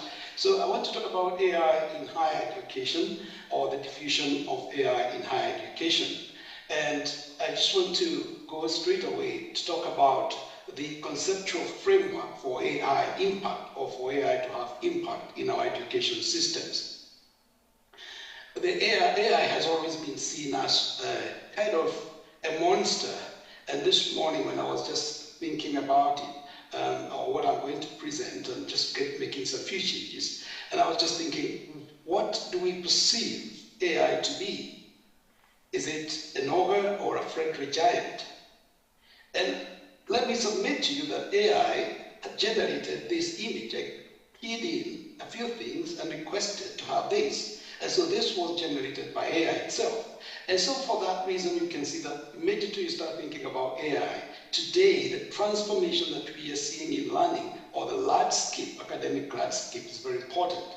But this tells you that so many things can be thrown at us in the area of learning, that we need to be careful to know exactly what we need to take or what we want to leave aside. And for that reason, I would like to go through to say the few things that are very important for us. When we think about the conceptual framework for AI impact, we want first of all to assess the relevance gap. We want to look at the structural shifts in employment, because that's where the demand is coming from. We also want to evaluate or look at the background knowledge of those people who we are training, and we want to think about the impact of the shadow AI, and I'll mention what shadow AI in a few moments. So moving on to talk about the relevance gap is what we consider to be the disconnect between what students are taught in universities and what they perceive as useful in an AI-shaped society and workplace. And today, the students are receiving a lot of information, and they are wondering, is this relevant? In fact, if anything, as AI rapidly changes and transforms professional norms, traditional curricula, as it were, risks the feeling of being outdated and disconnected from the real needs, from the real world needs. This has become more apparent when you go back in times of COVID, how conventional education pathways became so disrupted, and schooling now became kind of an attendance form of education, where students have to come in, is declining, and most of the time students can study at home or away from those educational institutions. So how do we remain relevant? Universities must therefore need to redesign curriculum and assessment around relevance, adaptability, and future employability. So education change should be driven not by technology itself. Technology is very good, but by students' desire to see a clear connection between learning meaningful work, and life in an AI era. So, moving on to talk about structural shifts in employment, is that AI is reshaping the future of employment, especially the graduate career. So rather than eliminating entry-level jobs, AI is changing the nature of work from task execution to system stewardship. So AI is changing the nature of work. And what we see that future workers will increasingly supervise AI systems, interpret outputs, audit reasoning, and then identify errors and make ethical judgments at uncertainty. So human value will be less in speed or information recall and more in contextual understanding, critical thinking, and decision making. And this creates challenges for universities and for Mary University of Science and Technology, because these qualities are harder to measure and pretentious. So higher education therefore needs to rethink employability by preparing graduates, not just to perform tasks, but to manage, to evaluate, and responsibly guide AI-enabled systems. And that moves me to the third component, and that is the background knowledge. The background knowledge. And what is background knowledge? And this is the foundational understanding needed to evaluate AI critically and know what questions to ask. So today you find that, as you know, that garbage in and garbage out is the principle that if you try to get something in and you put the wrong information, you get the wrong output. When I was trying to get that concept, the image or meaning of AI, what AI means to us, I had to toil out what I want the AI to produce for me. At one point, it produced the aura and the man standing in between and the giant, and had to kind of now coach AI to build for me that person being held by a giant. And so you can see it's about knowing exactly what to do. The background information is very, very important. And so students need enough conceptual understanding to recognize bias, to recognize AI hallucinations, weak reasoning, and unreliable outputs. Often today, you'll find that students will seek out information to give them some work or coursework to do, and they will produce enormous amount of work because it's AI generated. But the question they need to ask, or one needs to ask, is this bias? Is this hallucination? And the student needs to reason what is good and what is bad. But that comes from foundational background knowledge, which helps to question and therefore make sure that whatever is coming out is value judgment. So, in an era where information is instantly accessible through AI, education is no longer just about delivering knowledge, but about developing judgment. I've oftentimes asked students, I give them a framework. I do deliver a course in education called Scholarship and Evidence-Based Medicine. And oftentimes you find that when the students go to produce this 4,000-page report, you find that they will produce the whole setup nicely, the background, everything. They come to references, and you find some of the references, when you look for them, they do not exist. Why? Because it's AI generated, and they have no concept of the fact that you go in and check whether these are the hallucinations that come from the AI itself. So AI is going to give us kind of a dumping ground for everything. And it's therefore for us to make sure that the background knowledge impacted on the student enables them to sift through whatever they are doing and come out with something which is of good value judgment. And that takes me to the fourth portion here, which is shadow AI. And shadow AI describes the informal, often unregulated use of AI tools out of institutional systems. Now, the fact is we know that AI can become rogue because there's so much information there. However, whenever you think about AI, sometimes institutions do not have the capacity, is not so robust. And you find staff and students sometimes go to look out for information, to look out for tools outside of institutional systems.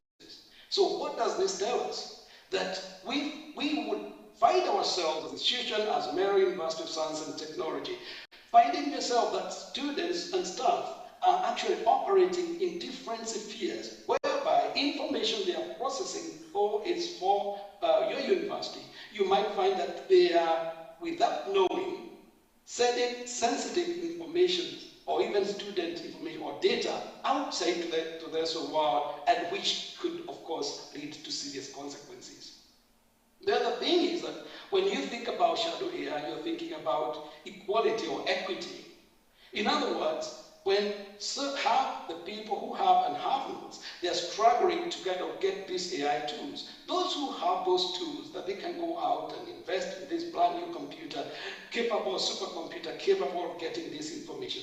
It will be different for a student who doesn't have a good working computer. And therefore, at the end of the day, there's the difference and the gap between the rich and the poor. Because therefore, whenever we ask students to perform tasks, those with better computers will perform better. And so we need to understand this sphere that bring equality, that institutions will seek to modify or to cope the system so that everybody is taken care of.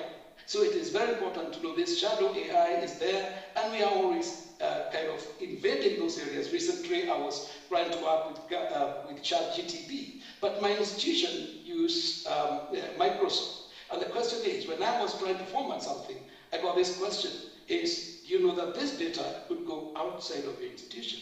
So we need to be very careful, especially when we're thinking about the conceptual framework for AI impact. So I want to kind of come to a point of thinking about how do we activate or develop AI maturity model. And I want to say here that there are 4 or 5 guiding principles. One is the approaching and understanding, the experimentation and exploring, operation, and embedding the AI tools, and finally optimizing and transformation. Let me say that AI maturity is not simply about adopting tools, which is good if you have them, but about aligning strategy, pedagogy, governance, workforce capability, and system-wide change across an institution. So I want us to quickly look through these basic areas. And so when we think about approaching understanding, is that in every institution, and this I mean including Mary University, is that institutions begin learning about AI. That's the starting point.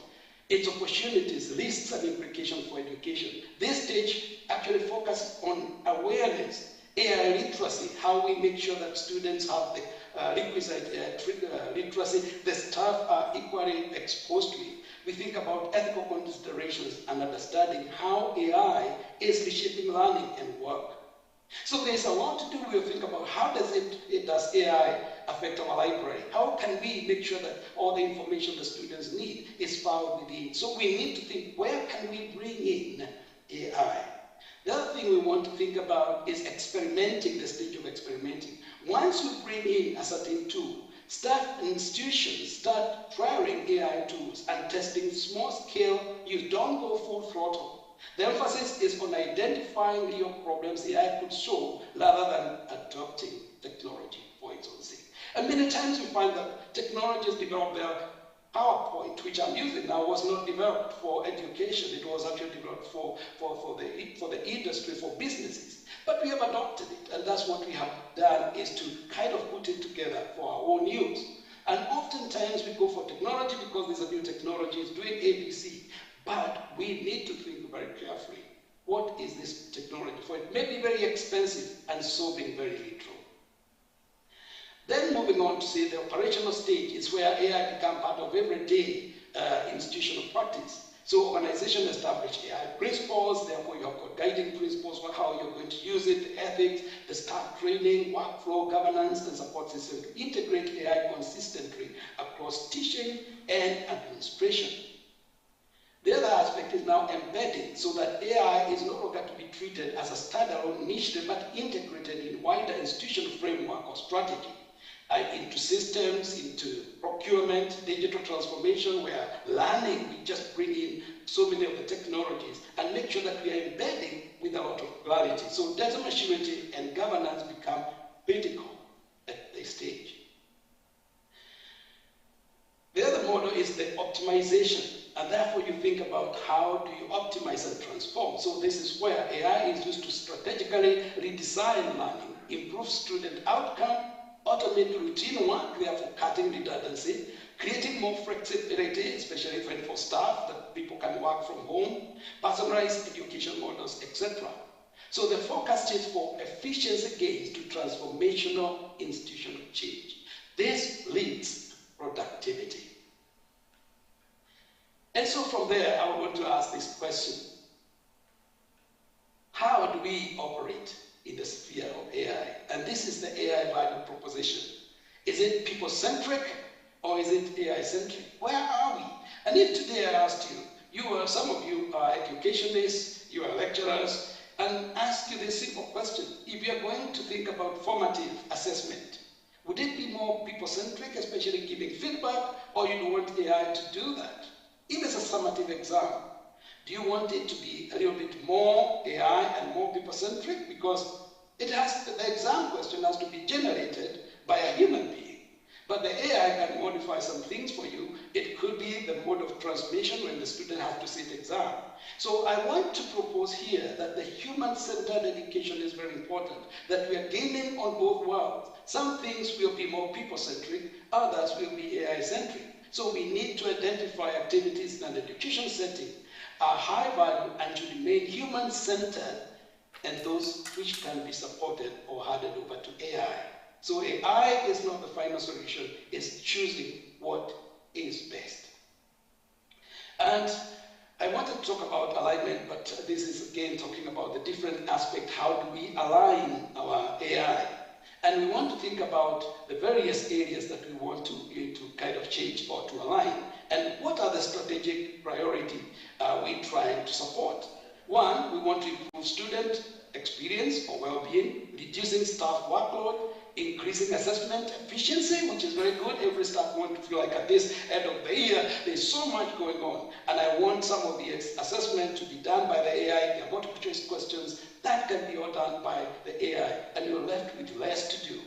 And that means that you have got more time that you could support or help other issues in the university. You may be involved in training, postgraduate. So you're trying to balance out. It's not that you are throwing away workload. You may reduce staff workload, but therefore you distribute the energy that you have and efficiency. So you end up improving institutional responsiveness and agility. The other element is what inefficiencies are we reducing? We want to think about AI removing repetitive administration processes. One job may be done by 2 people or they have been done by 5 people, but you want to remove that redundancy and remove the repetitiveness. You remove delays because everything is automated to the point that you can send information to students. If therefore time is done in advance, so on a certain day, an exam can be released and you don't have to be there. However, there must be somebody who perhaps oversees this just in case there could be a problem. Removes duplication of work, and therefore some work has been done by 2 or 5 people. Therefore duplication, this office is doing this office is doing this other type of work. You are able to bring together and remove those inefficiencies. So therefore, where you have fragmented systems or workflows, you tend to actually to reduce that. And therefore, time spent on low-value tasks is reduced. You want to use time much more better. And the other thing we want to think about is who benefits. And we want to consider the impact on students. How is the AI affecting students, academic staff, professional services, researchers, postgraduates, external partners, and stakeholders? So we have to look at it globally. We're not going to look at it with a tunnel vision, that is what is there just for the students. We want a robust system where AI is impacting students, impacting staff, with a positive output. What we want to do is, whether we are talking about low-hanging fruit or high-hanging fruits, at the end of the day, we want that there is benefits or there are calculated benefits. Another aspect we want to think about when you think in alignment is what intended consequences should we monitor.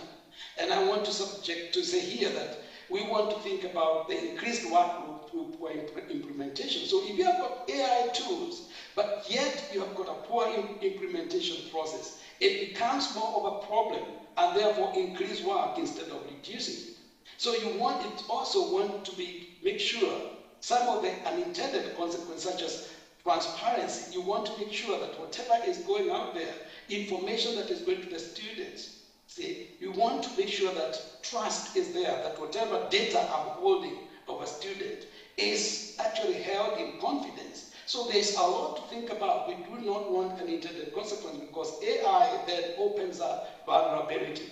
So we also want to be aware of over-reliance on automation. Or the other day, I remember that we expected that an exam to be released to the students at some particular time. Only when students called to say, look, we haven't got this exam 3 hours into the day. Of course, it's a paper they have to read 1 week before the exam. But you can see those 3 hours are very important. But automation, to us, was a solution. But on the other hand, over-reliance on it can be problematic.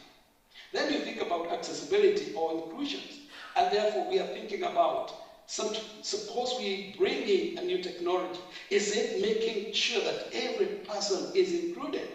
For example, we may put a new technology, but then we forget that there are people who are neurodivergent and they are not able to cope with a screen, with a display on a computer. They would rather have the book and another form of support. So we want to think about what technology we're bringing in, which group of people, is everybody? Are you going to cause people to become redundant, or are you going to try and educate and train people so that they use new technology? So we want to make sure that you do not lose out when you bring in automation.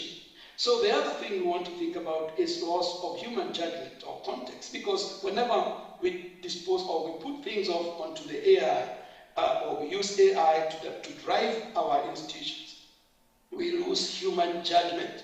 And therefore, it's important that we do not lose human judgment. There has to be oversight.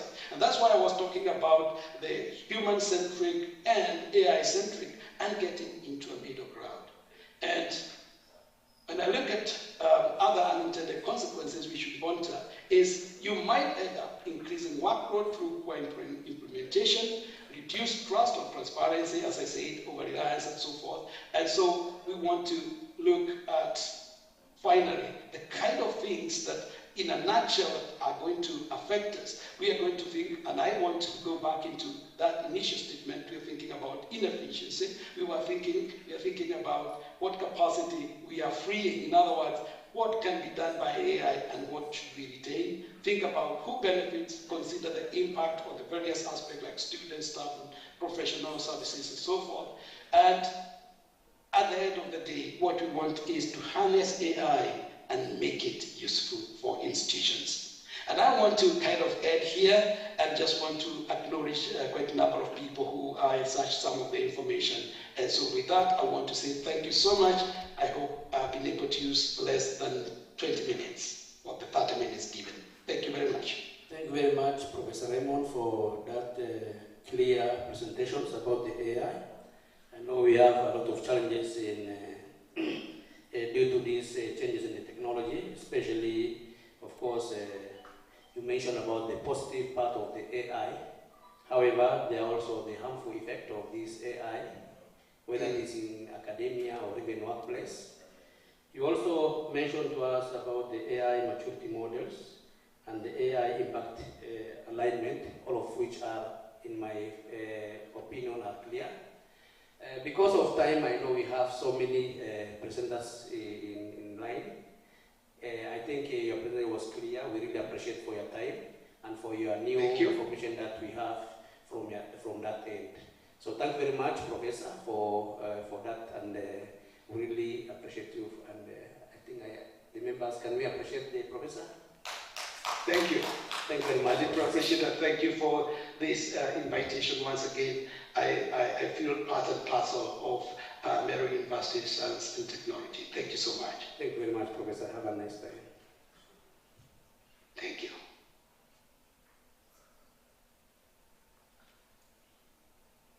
I think because of time, the presenters I would like us to agree. It's already 2 minutes past 4. We are behind the schedule. I want us to agree that you take 5 minutes to present, and if there's any question that you need to ask from let's say the audience, we only give you around 2 minutes to ask and maybe add some inputs. But of course, you leave your email in case there is any question or any input that you want to give to the presenters. Then that can be forwarded through that particular WhatsApp or email address. So I would like us to continue with the presentations. The next person to present is Cecilia Ndunge on the financial accessibility and affordability drive SME performance in Upper Eastern Kenya. Please, karibu. So you are given 5 minutes. Ensure that you stick to that.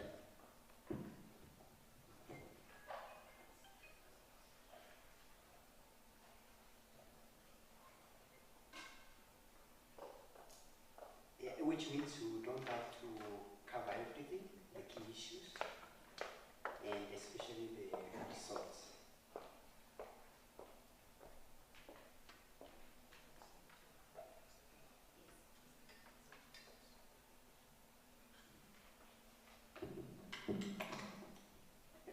Thank you so much. Standing on the already established protocols, good afternoon, or it's evening. Okay, I will just go ahead and present this paper. It is one of the objectives in my thesis that I am taking and I am doing in Meru University. I'm doing a PhD in finance, and this is just one of the objectives. Actually, it's just like two of them, because one is like intertwined with the other one. And this is on financial accessibility and affordability as a drive of SMEs performance in Upper Eastern. My supervisors are Dr. Gabriel Wawero and Professor Shano. Want to move to the next one? It's not moving. Okay, it has moved. Okay. This is just to explain the relationship between financial access, affordability, and also SMEs performance. And now, because of time, the thing I just want to demonstrate here is that access without accessibility, it is going only to be transactional and not transformational. As in, even if access is there, and if I cannot afford it, then that one still is not really access. And this was just to explain how these two can be used together or mixed or intertwined and make now access more achievable and therefore influencing or affecting the SME's performance. Something else on this is that so many studies have talked about access as a single concept, where the issue of now the transactional cost is maybe not really talked about, but for access to be meaningful, this promise will now be a reality, where people now can be able to access the funds, and this is where the gap was, and this is the gap that I saw, and it informed my thesis or my research. The main objective was to investigate the influence of accessibility and affordability on SMEs. Now that I don't want to dwell so much on that, there was the theoretical foundation on financial intermediation and the access theory, and these two combined were the ones that were being investigated on their influence on performance, and performance was measured using the return on asset. The design was a cross-sectional survey. The sample was 313 SMEs in 5 counties. The statistics are here on how they responded, distributed from the county, the 5 counties. Validity was tested on these variables, and it met the threshold of an alpha of 0.8, that is access, and affordability of 0.84.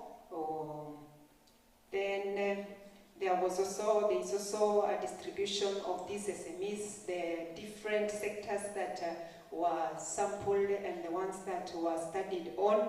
And maybe something to note here is that many firms lie under micro, and these micro are the ones that really have an issue, maybe when it comes to affordability. Like now M-Pesa, everybody can be able to have that app. Maybe to even access loans through an M-Pesa or an M-Pesa platform, but how affordable are they? And that is why this remains to be, or where the puzzle is, or the paradox is, that even if the digital access was meant to solve the issue of accessibility, it never really took into consideration or filled the gap of the credit access, how cheap or how expensive it is. So it may be only fulfilled the physical gap, but still the gap is there.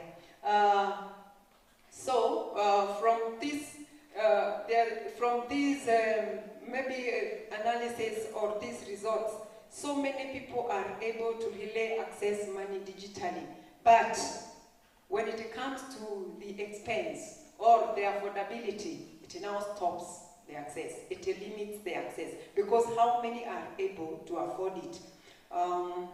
Maybe something else on affordability was really, and this affordability, when we talk about affordability, I'm talking about the existing costs and the interest and how productive this can be. And from the results, affordability was having a beta of 0.411, that's a 40%, showing that every one influence on the financial performance is causing another influence, or one influence or one increase of financial performance is influenced by this 0.4% of the affordability. So it really influences the performance of SMEs. Some summaries of key findings, this one I've talked about, and you can see 79.3% were showing a cost or cost as barrier. This is the issue to do with affordability, and that is why this paper was also trying to now intertwine affordability and access to make it more meaningful and get it out of transactional even and make it more accessible. Maybe these are some of the contributions to the policymakers from this paper to expand Hustler Fund credit scoring. This is an issue now of making it more affordable, where maybe even people can be able to apply a loan online, and maybe documents are also digitized to a place where you can be able to have approval done, collaterals also done or approved or uploaded online, and this one will make it more accessible. We also enforce maybe interest rate capping. We know this one is a challenge because whenever these microfinances come, even if they are regulated by central bank, it is still very, very expensive to maybe access funds or access some of these services. Also, incentives.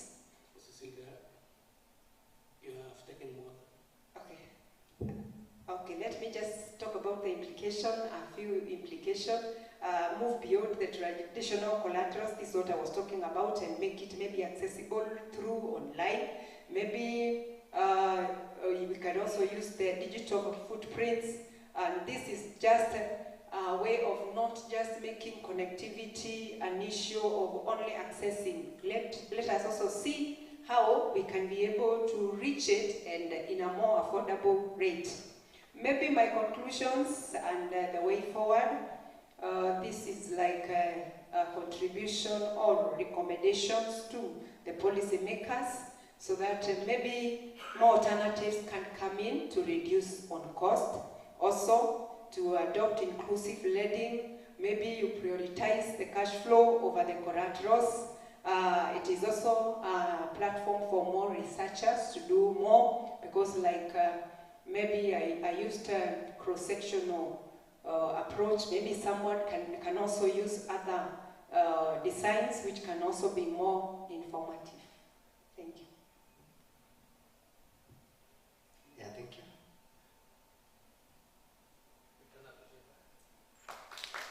Let's appreciate that. Yeah, I think we can listen to some more, maybe another one, then we ask the questions. Maybe two. Next one.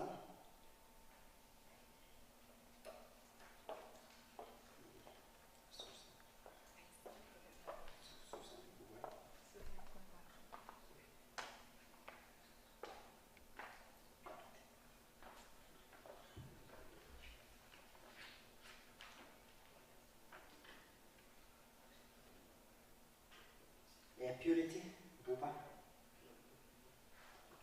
Air purity, Atuti, and Charles Jati.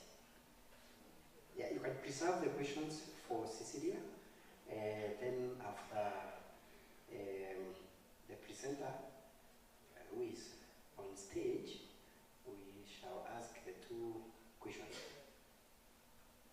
And Cecilia, after you present, because we have listened to you, you stay around so that you can also listen to others. So nobody is leaving. Yes. Yeah, please stick to the time. Look at your area of problem. Then tell us how you have done it. Tell us your findings. Just be brief, because of time.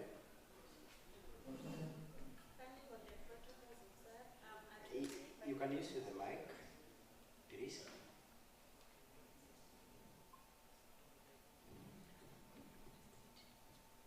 I'm Atuti Purity. I'm sharing experiences on the utility value of vocational education in fostering Kenya's economic growth. I'm a master's student. I've just completed my coursework. So we know that the vocational technical education equips learners with practical skills, technical knowledges and competencies required in the labor market. I was guided by the following objectives: to analyze the current status of vocational technical education in Kenya. Number 2, to assess the availability job prospects in enhancing employability. To examine stakeholders' perceptions regarding soft skills and by the graduates as a strategy for improving vocational technical education. And then to propose strategic recommendations for enhancing vocational and technical education in Kenya. The results for Objective 1, on the current status of vocational technical education, I found out that it has grown recently from the reports of governments through the Ministry of Education. The TVETs have increased due to the implementation of the TVET Act of 2013 that regulates the TVET education. So I saw that their enrollment grew from 275,000 in 2018 to 500 students by 2023. This one increasing the access of technical education among the youths, but there still exist challenges like infrastructure, inadequate infrastructure, shortage of modern training equipments and insufficient qualified instructors. From Objective 2, the effectiveness of vocational technical education in enhancing employability, the reports that I read from the TVET Authority and the Ministry of Education showed that many programs emphasize the competency-based training, industrial attachment, and the practical skills acquisition. So from the documents, it showed that 60 to 70% graduates secure employment opportunities within a year of graduation. So the graduate possess skills relevant to labor markets, demands like the engineering, construction, agriculture, and information and technology.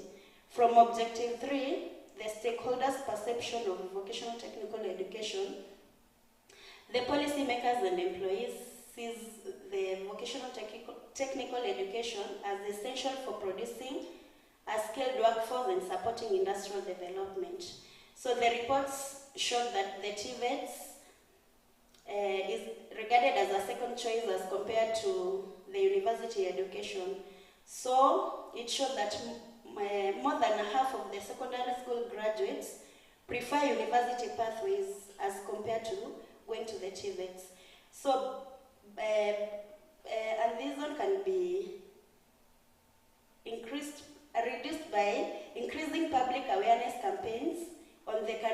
awareness programs and stronger industry partnership to improve the public perception of the VTE and encourage enrollment. From Objective 4, the improvement strategies, I saw that the government can invest more on the training facilities, equipments, and workshops, ensuring trainees acquire skills that match the current industry requirements. Then there was an importance of strengthening partnership. This is the synergy between the industries and the institutions so as to increase the opportunities for the attachment and work-based learning, hence improving employability and reducing the skills mismatches. Thank you. Yeah, thank you for keeping time.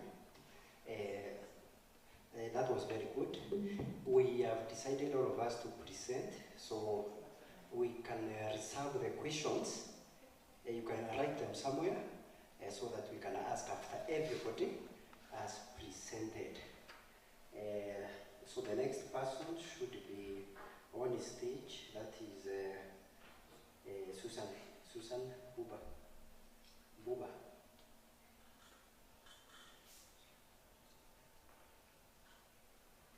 She's not there. She's allowed. Okay, let's move to Cecilia once again.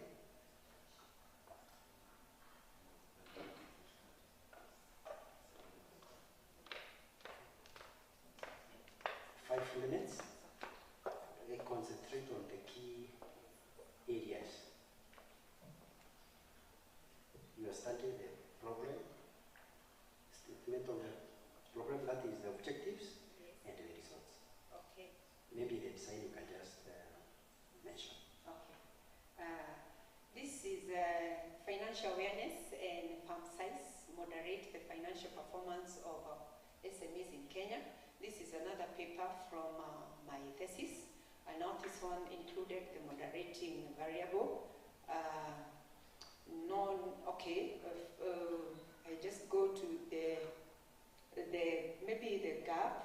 Maybe before even I talk about the gap, what we mean by awareness is how many people understand financial concept and how they can be able to utilize that understanding to make profit in a business. The gap here from theories and from literature showed that many really do not have the formal awareness. They just do it from experience. And this was also shown with the questions, how they were responding to the questions according to the data that was collected. Let me also not talk about that. We go to the objectives, the financial. The objectives, this is just that the two objectives. One, that financial awareness, I'm trying to establish whether there is a relationship between financial awareness and financial performance, and also the moderating effect of farm size was also investigated on that. The theory, allow me to skip the theory, maybe I just talk about the research design is the same cross-sectional, and the sample was 313 within the same counties.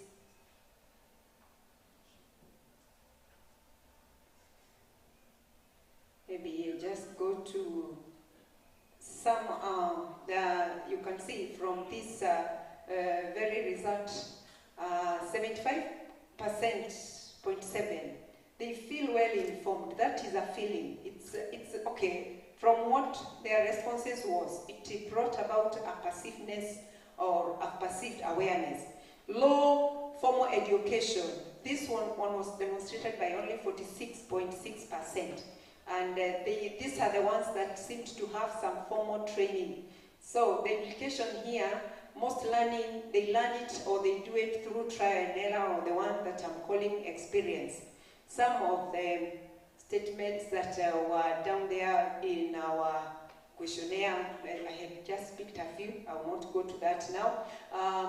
Here, on the relationship, there was a relationship between awareness and return on asset, and it had an R of 0.61, so that's around 60%. that is a direct, strong relationship. But on size also, it had an influence on financial performance with a 0.4. Maybe I go to so much of the analysis. The discussions, I'll not also talk about the discussions. Maybe the conclusion, awareness is a drive or a direct drive that can drive financial performance. It boosts financial performance with like a 0.22, that was the beta of awareness. And also, the awareness shows that there is an education gap of around 75%. These were the ones that were feeling, yes, they know, they have some formal or some understanding on finance, but 46% were the only one in the formal training. There were some recommendations here and the way forward on the policy makers, how maybe they can bring up trainings on loans and how to do the application and also how to manage the loans, also to the financial institutions. These people would also advise the SMEs owners so that maybe they can get more knowledge or more information on finance and know how to use the available services that are available in the financial institutions. Okay, there were some limitations now because of the design and all that. I rested there. Yes, thank you. Thank you for keeping time. My coffee is ready. Next,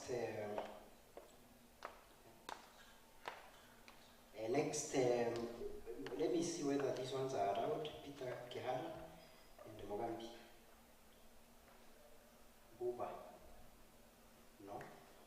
And then let's move directly to Bison.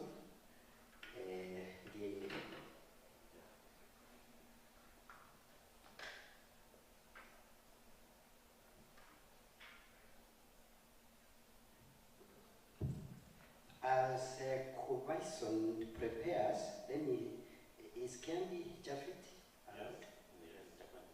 Yes. So you will be next on the line.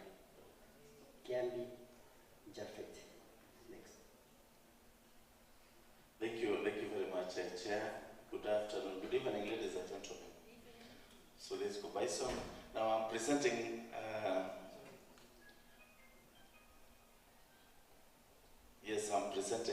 some research that was done by one of my students and myself. The student is Musili Elijah. So it is on education delivery technology and academic performance of undergraduate students at Meru University of Science and Technology. Now I start by explaining a few key terms that we are using in this paper. Now one is education technology, or is popularly known as EdTech, which involves computer hardware, software, along with educational theories and practice, which are used to facilitate learning and teaching in an institution. Then e-library, you are familiar with the e-library. This is where the library provides access to electronic books, journals, and other academic sources. Now this is where you get access to books as a learner through electronic means. Learning management system, we use it at the university here, a software which is used to facilitate digital teaching and learning, which enables teachers or lecturers to upload course material, set assignments and conduct assessments and so on to facilitate learning. So introduction, technology has increasingly become very, very key in teaching and learning in the universities all over the world. And in this, to carry out this activity, we normally use digital tools, which have really transformed their ability for students to access information and access course material, course content, and which is believed to improve in the academic competence of these students.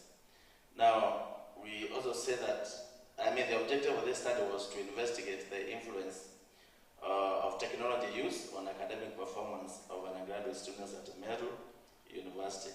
And the focus is to look at the extent to which technology used by students and lecturers and how it has, whether it has a positive relationship with the performance by the students.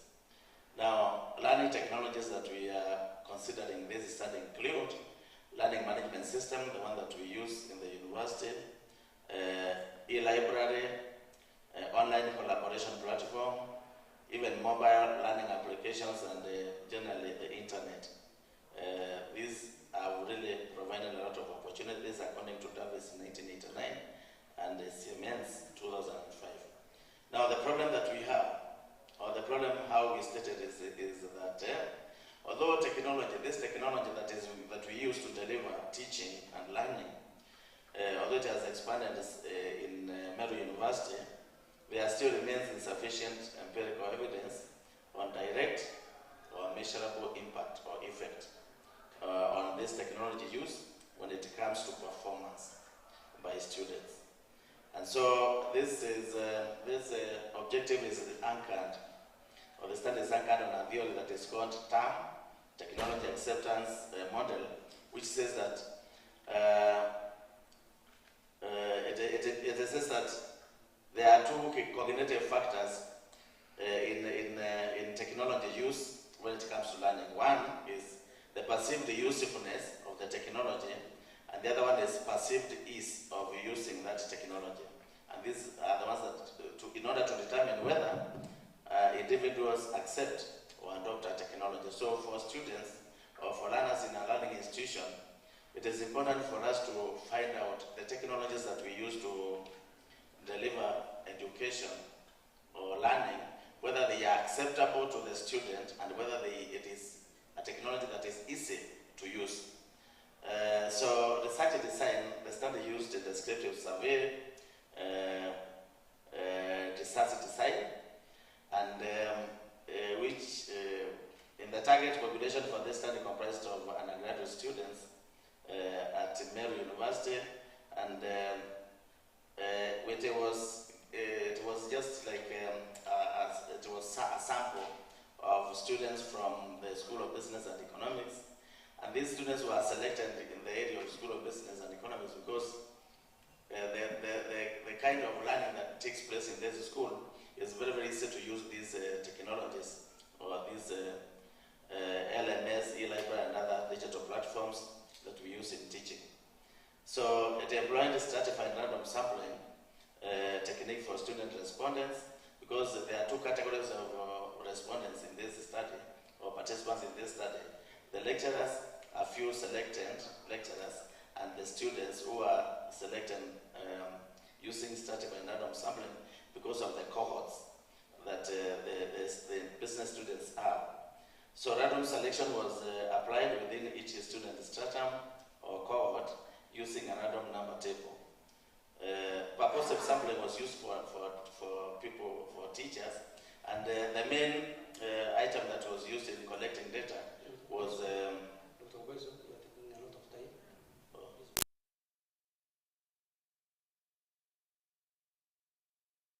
That was used in collecting information from these guys. Let me go to the collection of data was on 108 respondents, that's 90% response rate. As to results and maybe... okay, I go to findings. Now, one of the things that was found is that the study has achieved 88% response rate. That's 105 members or participants responded. 60% were men and 40% were female. Now, there was a high level of technology adoption among the students who were sampled, and the highest adoption relates to daily internet research. When students research on for academic purpose, that was a mean of 4.4. This is more than 80%, agreeing that they use internet every day to search for academic material and also for learning. WhatsApp for academic collaboration was at 4.2, 4.3, again very, very high, it's over 80%. Device use for assignments at a mean of 4, and again that's almost 80%. E-library access adoption was at 3.6, again slightly lower. And then the LMS assignment submission mean was 3.5 mean, and there was a moderate positive relationship between technology use and academic performance perception. Now, this performance, why we are calling it perception, is because we were not able to access the performance of the student. The way we use GPA and say this is the GPA that students have scored. So we use the perception of the students, or it is from the students who are to give us their views concerning whether this use of technology and the platforms that they use helped to improve performance in their academic work. So internet use for research and topic understanding was at 4.05. Really, these were very high. LMS, mediated access, course materials, 3.4. Directly linking technology on academic performance or to academic performance improvement gave a mean of 3.65. However, you realize that for the students, they felt that there was a lot of improvement when they use this technology. In other words, in their performance, the performance is good. But when we looked at the lecturers who had been interviewed, they said it is very moderate. 2.9 is like an average, slightly above 50%, who felt that the students' performance was increasing when it comes to use or after using the technologies. Now, overall, 64% of the respondents agreed that the use of technology has a very positive effect on academic performance. So again, it is acceptable that way. Now, we also observed that the respondents were also asked to explain the challenges or barriers that they found in the use of these technologies.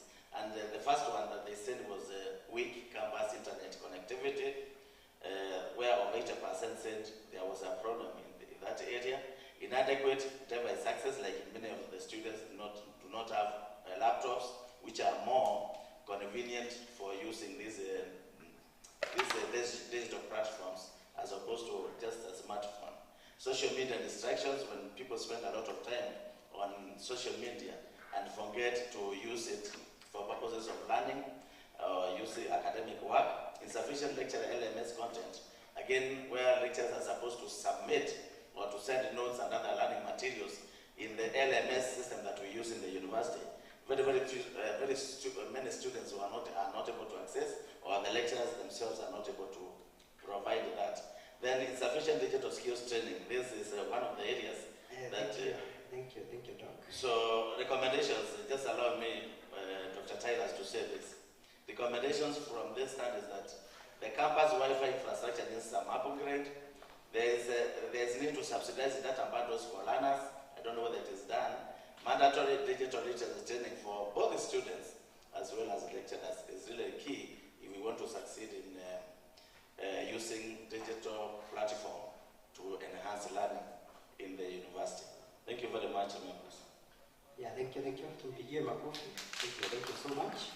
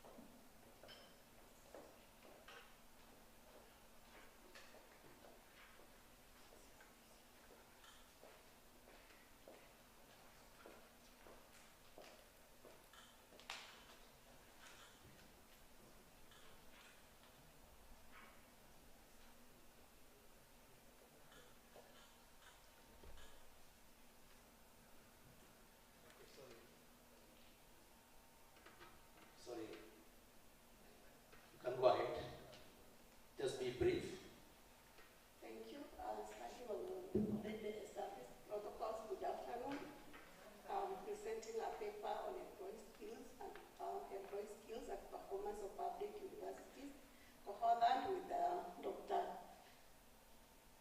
Susan Sioki and Dr. Nancy Rintari of Kenya Methodist University. So the interest of this study is performance of public universities because it plays a role in national development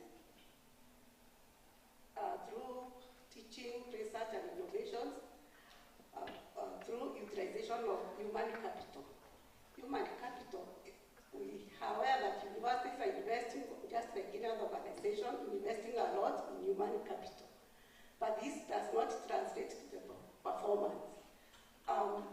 Whereas it is expected when you add this input, you get the output, it is not reflected that way. So the interest of this study is really to see how this human resource capital can be translated to develop skills such as the pedagogical skills, digital literacy, communication skills, critical thinking skills, scholarly skills to achieve the performance of the universities.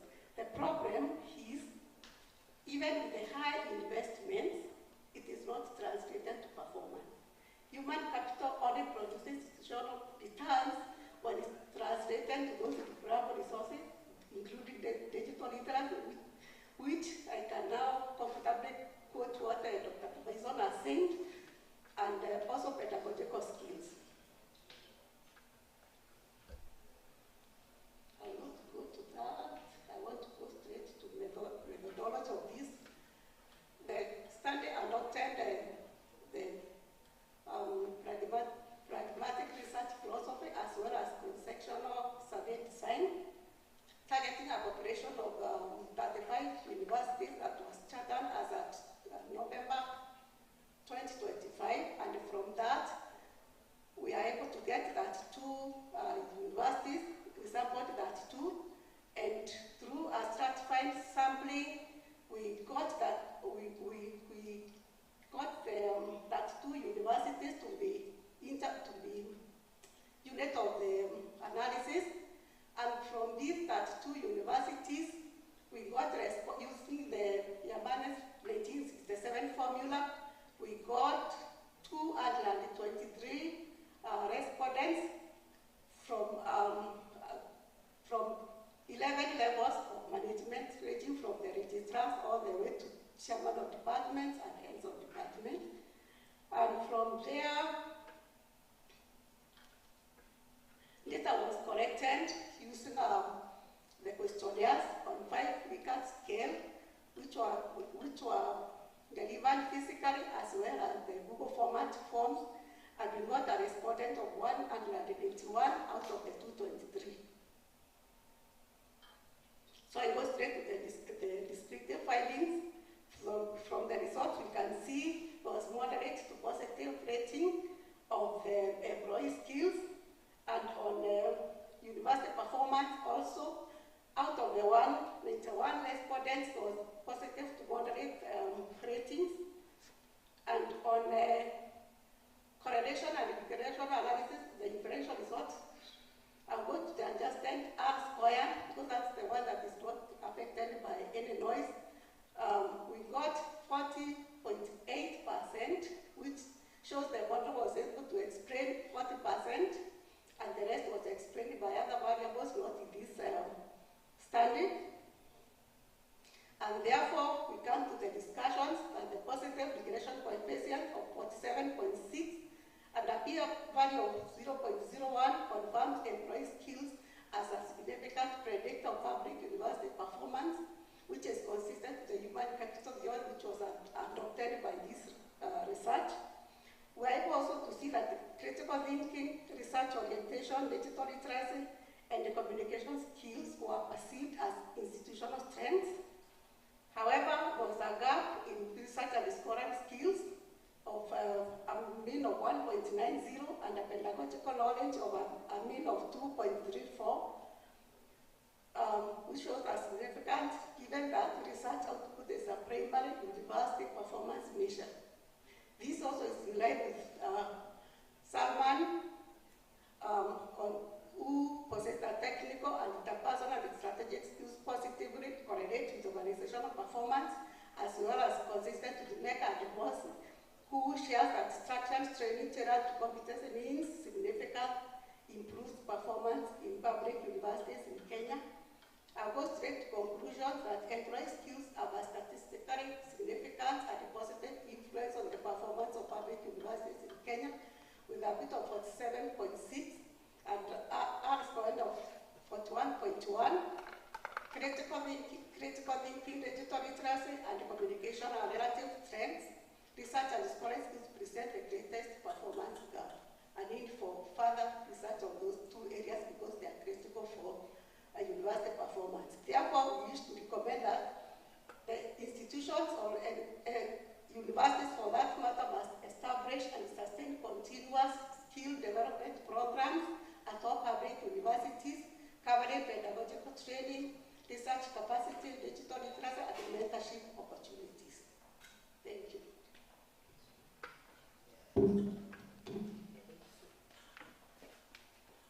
Thank you so much. Mpigie makofi. Let's have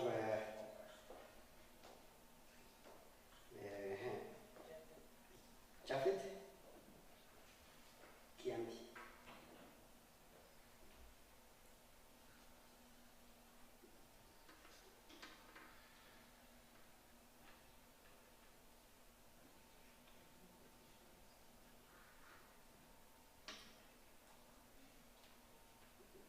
Thank you very much. I go straight to the study topic. My name is Japhet Kiambi, student at Kenya Methodist University, and I'm presenting this together with Dr. James Timoita and Dr. Mary Kinoti. The topic is the influence of evangelization of Christian marriage stability among couples in Methodist Church, Nairobi Synod. In the background of the study that makes us understand marriage through family stability, companionship, and societal continuity. So marriage is very important, but we emphasize that it encounters challenges which are pointed there at number 4, bulletin 4, financial stress, secularization, infidelity increasing, the marital instability globally. The Christian evangelization nurtures spiritual growth through teaching, counseling, prayer, discipleship activities, and these all strengthen marital commitment and the family cohesion across the communities.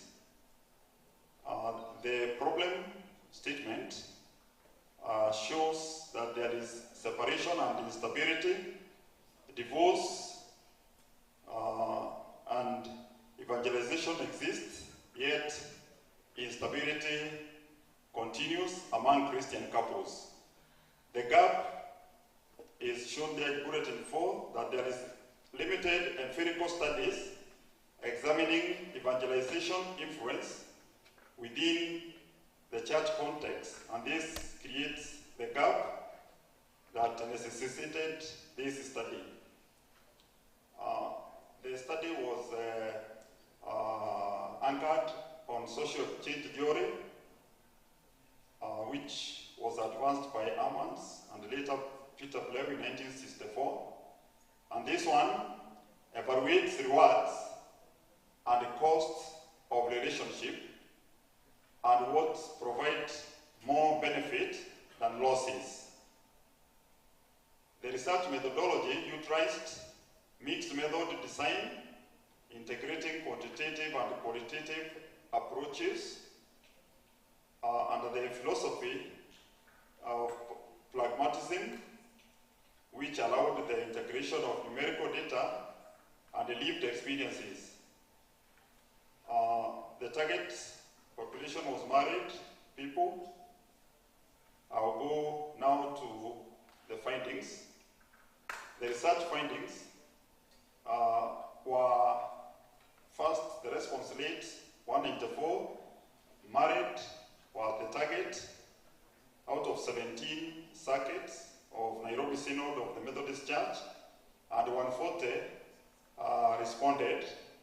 This is a good response rate of 72.2%. The results correlation analysis statistically showed that it was statistically significant with a positive correlation between evangelization practices and Christian marriage stability. This large size indicated that couples who are more actively involved in evangelization activities tend to report significantly higher levels of marital stability. This was supported by the ANOVA results, which confirmed the overall statistical significance of the regulation model. And that indicated that the model is highly significant and that evangelization is a reliable predictor of Christian marriage stability. The regulation beta coefficient and the analysis, the Christian marriage stability of 2.584 plus 0.213 with evangelization and the margin error demonstrated that the regulation coefficient, that each unit increases in evangelization practice, and that is associated with an increase in Christian marriage stability, holding all factors constant. Based on these results, the null hypothesis that was stated was rejected. Hence, a strong statistical evidence that evangelization has a significant positive effect on Christian marriage stability was achieved. The conclusion of the study is that evangelization significantly drives Christian marriage stability through sustained faith-based engagement and spiritual reinforcement. Also, those elements of evangelization like Bible study, prayer, marriage counseling, all these provide emotional and spiritual support system to couples. And the theory which was employed in the social exchange theory was validated. The recommendations were that the church should formalize structured evangelization to strengthen marriage through programs that include counseling, Bible study, and so on. Church should also train marriage mentors, providing peer guidance and strengthening fellowships among married couples within the church. Evangelization materials should integrate Kenyan cultural practices with Christian teachings for greater relevance and acceptance. And finally, pastoral counseling should be normalized as preventive as an enabler for marital support rather than coming in to address issues when crises arise. Thank you. That is the end of my presentation.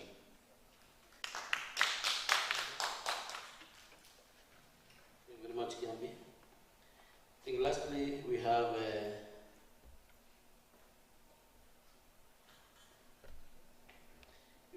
Dr. Titus. Be brief as much as possible.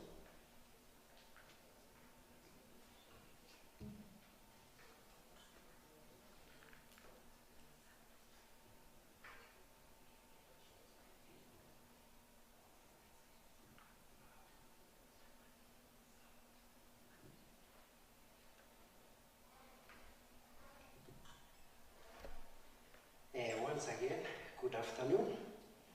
I'm Dr. Titus Gichoro. We are presenting a paper with Dr. Mercy Thuranira. Now, mine is quite different. It's a model that I'm presenting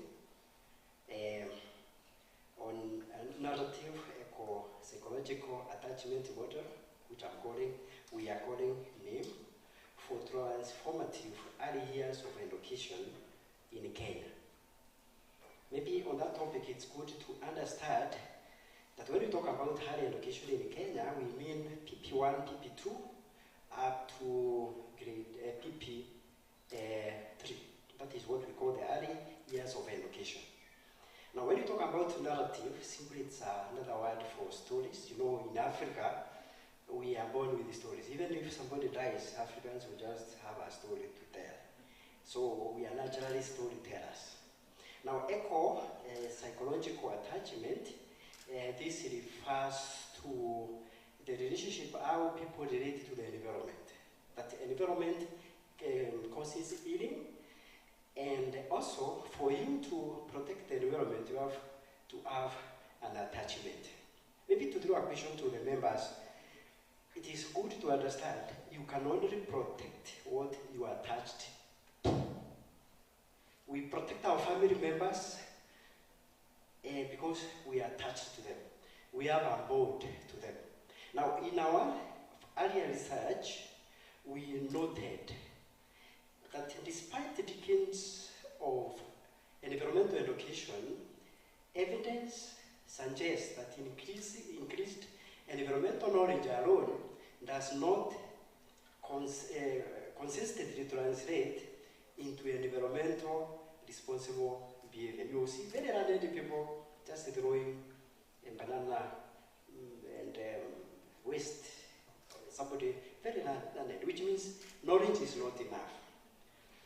And I appreciate KICT because in 2017, Kenya curriculum, they introduced environmental education and engine as a learning area with the philosophy that for you to preserve and conserve the environment, you have to develop a generation of young people who respect the environment. That is eco-literacy from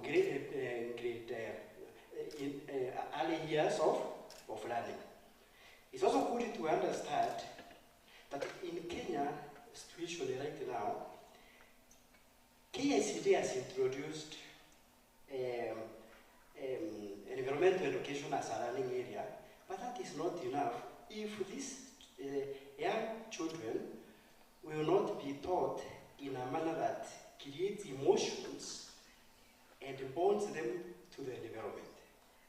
Now, for us to develop this model, we did a vigorous systemic synthesis of literature or literature review on specific area on eco-psychology, attachment theory, narrative learning, and environmental education. And now we introduce the model. Now, in this model, it built on this philosophy that beyond a relationship first with the environment, and the protection will just follow naturally. If you do not build a relationship with the environment, automatically, you will not protect it. That's why people who are close to the members of the family, if there is death, if there is an attachment, if they emotionally related to that person, those people will be affected. But people who are away, who don't know that person, automatically do not be affected. So we have to create a model in our teaching in schools that protects, that create relationship first. They build on 3 pillars, that is affective primacy. You know, there's 3 domains. There's cognitive, psychomotor, and affective. In this model, we are emphasizing that true stewardship must win the heart first of the learners, not just their mind. And the second pillar is on relational presence. That the students or the learners should understand the environment in terms of relationship as part of their family. We protect the family. So unless we look at the environment as part of us, then it means we will not protect it. And then the other pillar is cultural resonance. And note that Kenya has that tradition of storytelling, which gives the teacher an opportunity to give stories about the environment.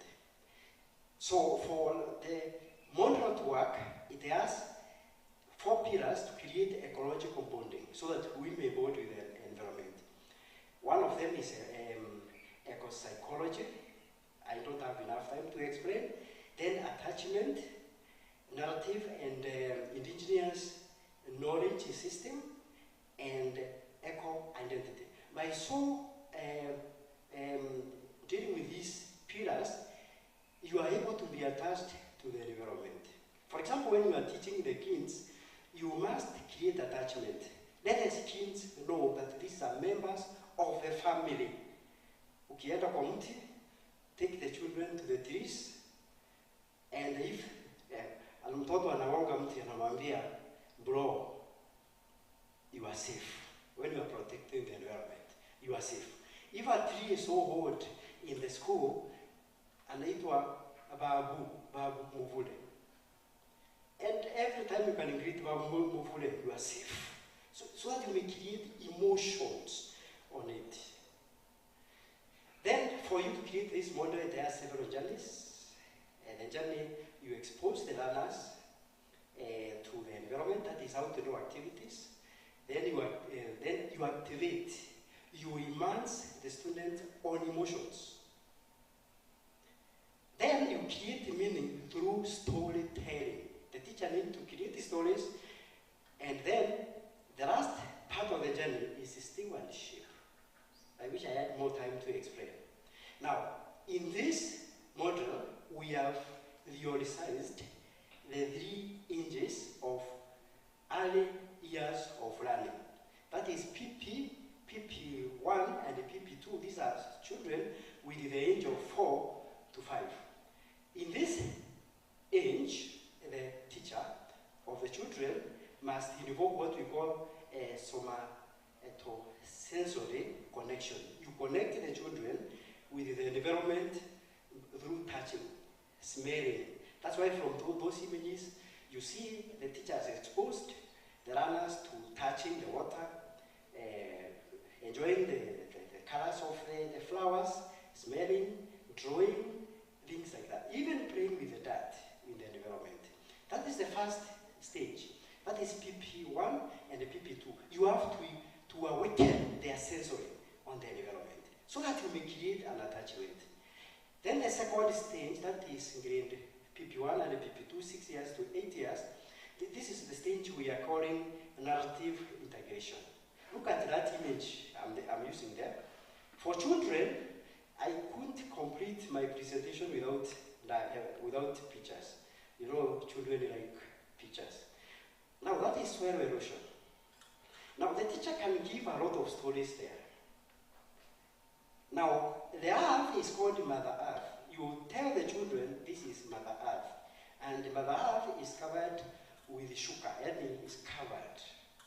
And that sugar covers Mother Earth from harm. And then the children will see now from that picture you can see there, that if you discover that Mother Earth has been exposed. And then you ask, you induce, now the emotions. You ask the children, what do you think Mother Earth is feeling? How do you think the Mother Earth is feeling? And you can compare that part which has that ngari and the other part which has the blanket. And you are able to teach about soil erosion, which means soil erosion, you don't just give information, but you invoke emotions. If the tree has dried, you ask, what do you think the tree is feeling? What do you think Uncle Tree is feeling? Unafikiria nasikia aje? When we are around the trees, are they safe? Do they feel safe? So those are emotions. And then the last stage is what we are calling identity consolidation. That is in grade 5 going upwards. Because in that one, the curriculum integrates environmental education with other part of the curriculum.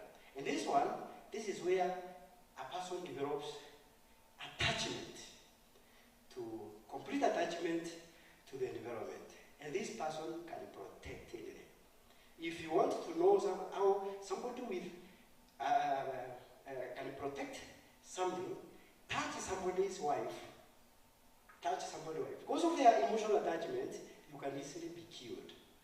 If we train our children by emphasizing the affective dimension, not the cognitive and the other part, our children will grow up and then they can kill you. Let me use that word. If you cut one tree. Because they were taught when a tree is cut, the teacher will take them to a tree which a log. What do you think the tree is feeling? A lot of pain. So the person will grow protecting the environment. Let me just see the significance of, I've jumped several significance of the model. This model integrates affective, cognitive, cultural, and behavioral dimensions of learning into a single cohesive conceptual framework. It also contextualizes environment and climate education directly within African and Kenya cultural traditions. That is about storytelling. And I told you in Kenya, everything has a story. Yeah. Even I told you, even if somebody dies, a story will come up. We are good in storytelling. Yeah. Then number three, it extends classical attachment theory. Remember attachment theory, it was only about families.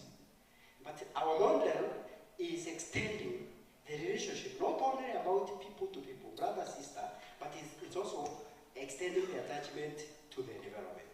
And then it provides the practical, cultural, responsive framework for implementation of climate education in Kenya. And it offers a rigorous theoretical foundation for future empirical studies.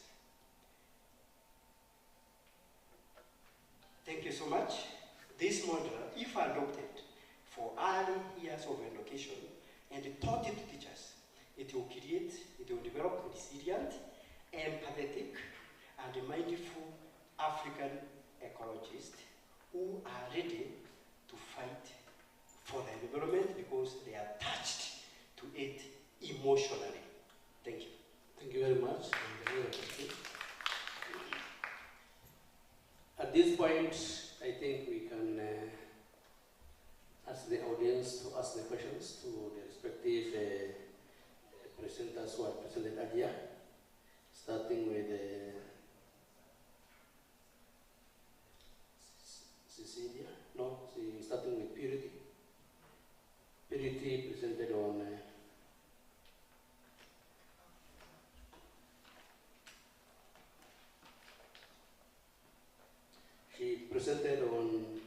sharing experience on the utility value of vocational and technical education fostering Kenya's economic growth.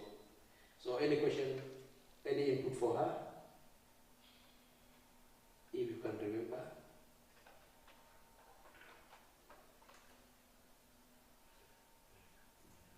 Okay, Dr. Poison, Dr. Poison. Thank you. Let's allow one question per student. Yeah, so if one question, just one question, I think that's it because we are already beyond time.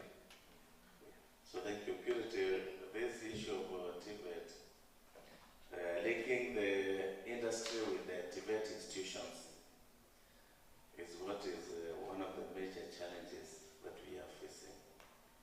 So in your studies, you should the next time try to check how the institutions can be able to secure the industrial attachment or industry linkages for their students, because it is a big challenge.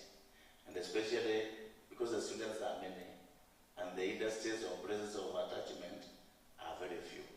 If there is an alternative way of ensuring the students get the skill out there without being really attached to the industry, I don't know how it can happen, but you think about it. It's a very good presentation that you made.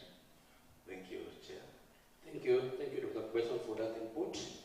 Then the next person who presented was Cecilia, and she presented in two areas. The first one was on financial accessibility and affordability, drive one was financial awareness and farm size moderate the financial performance of SMEs in Kenya.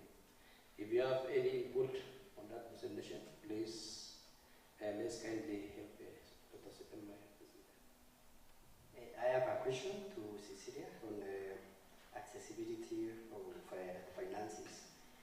There are so many, we call it what, these online learning facilities. To what extent did you discover that they are being from the other, like the banks? Because you talked about for the accessibility of the loans there is quite low. So what do you think is the cause? And is there any regulations for them? Okay, thank you so much, Dr. Maybe from what I would say from the few we interacted with, the issues first of all begin with the requirements. It's so enticing the moment you enter into it. But the requirements become also an issue. And after now the loan is given, the repayment period, they are so tight as compared maybe to where we can get to the formal or the financial institutions. Also the regulation bit of it, actually they end up looking like the SHIROC, the normal SHIROC we know from the information given by the ones who interacted with them. So about regulations, yes there are, but they also tend not to be benefiting these very young investors who are investing in these small and medium SMEs. I don't know whether I've responded. I don't know. You are. Thank you, Cecilia. We said we allow only one question per student. Then the next person that who had presented is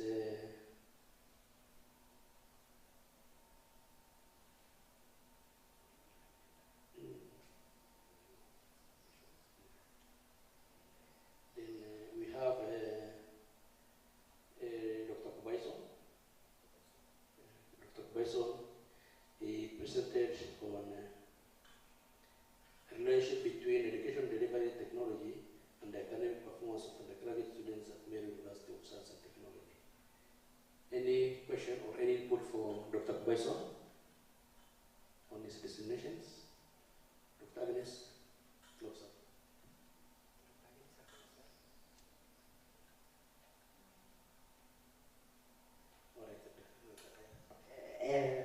Dr. You presented some results on issue of LMS and technology. Remember, these students are not only taught online, they also have face-to-face teaching. How did you separate the results, the effectiveness, or the issue of what they ran through the face-to-face method and what they ran through the system? Thank you, Chair. This study was only focusing on the aspect of learning through the digital platforms, or those tools. So it avoided the other part of the blended learning where we use physical, face-to-face. So we were asking the students or the learners, do you think by introducing these tools has improved your performance as a student, or they have not?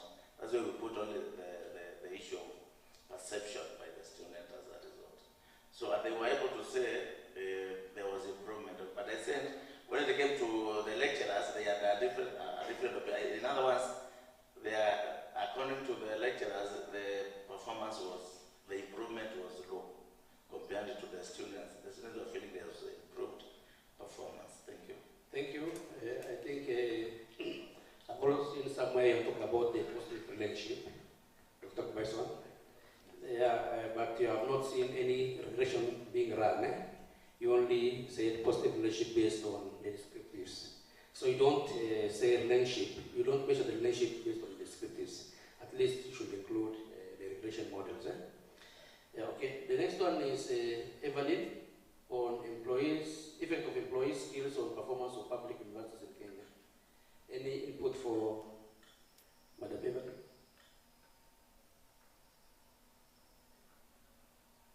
Dr. Nzomo?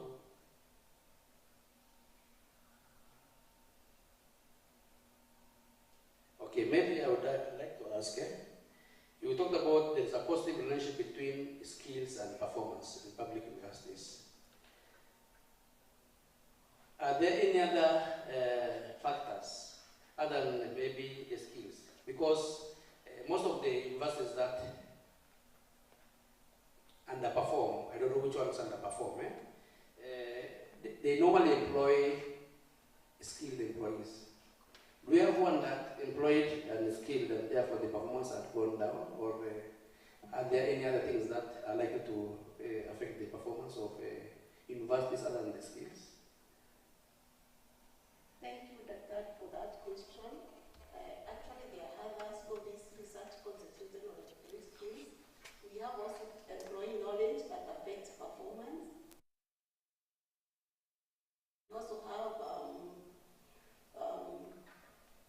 attitude, we have experience, how that affects performance. However, this research concentrated on, actually it was an objective of my thesis. One of the objectives, which was employee skills. And particularly looked at those areas, the digital literacy, the pedagogy, the critical thinking, the skills on research and scholarly skills. Back to Chairman. Good. I think skills is very important, but of course there are other hidden factors that are likely to affect that performance. Of course, it's one of the objectives, as well said. Okay. Then we have Kiambi. The next is Kiambi. He presented on the influence of evangelization on Christian marriage stability among couples in Methodist Church, Nairobi, Synod, Kenya. Any input? Okay, Dr. Agnes, take it to Dr. Agnes.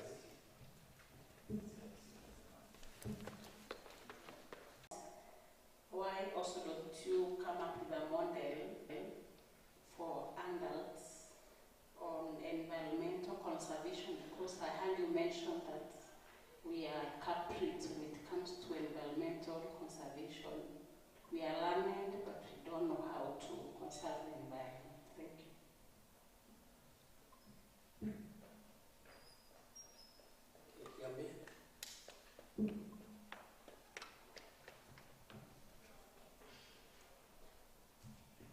Yes, thank you very much for that question. This is one objective of my study on marriage, family, and instability that is occurring to marriages and family life. And we are trying to see how we can encapsulate one of the challenges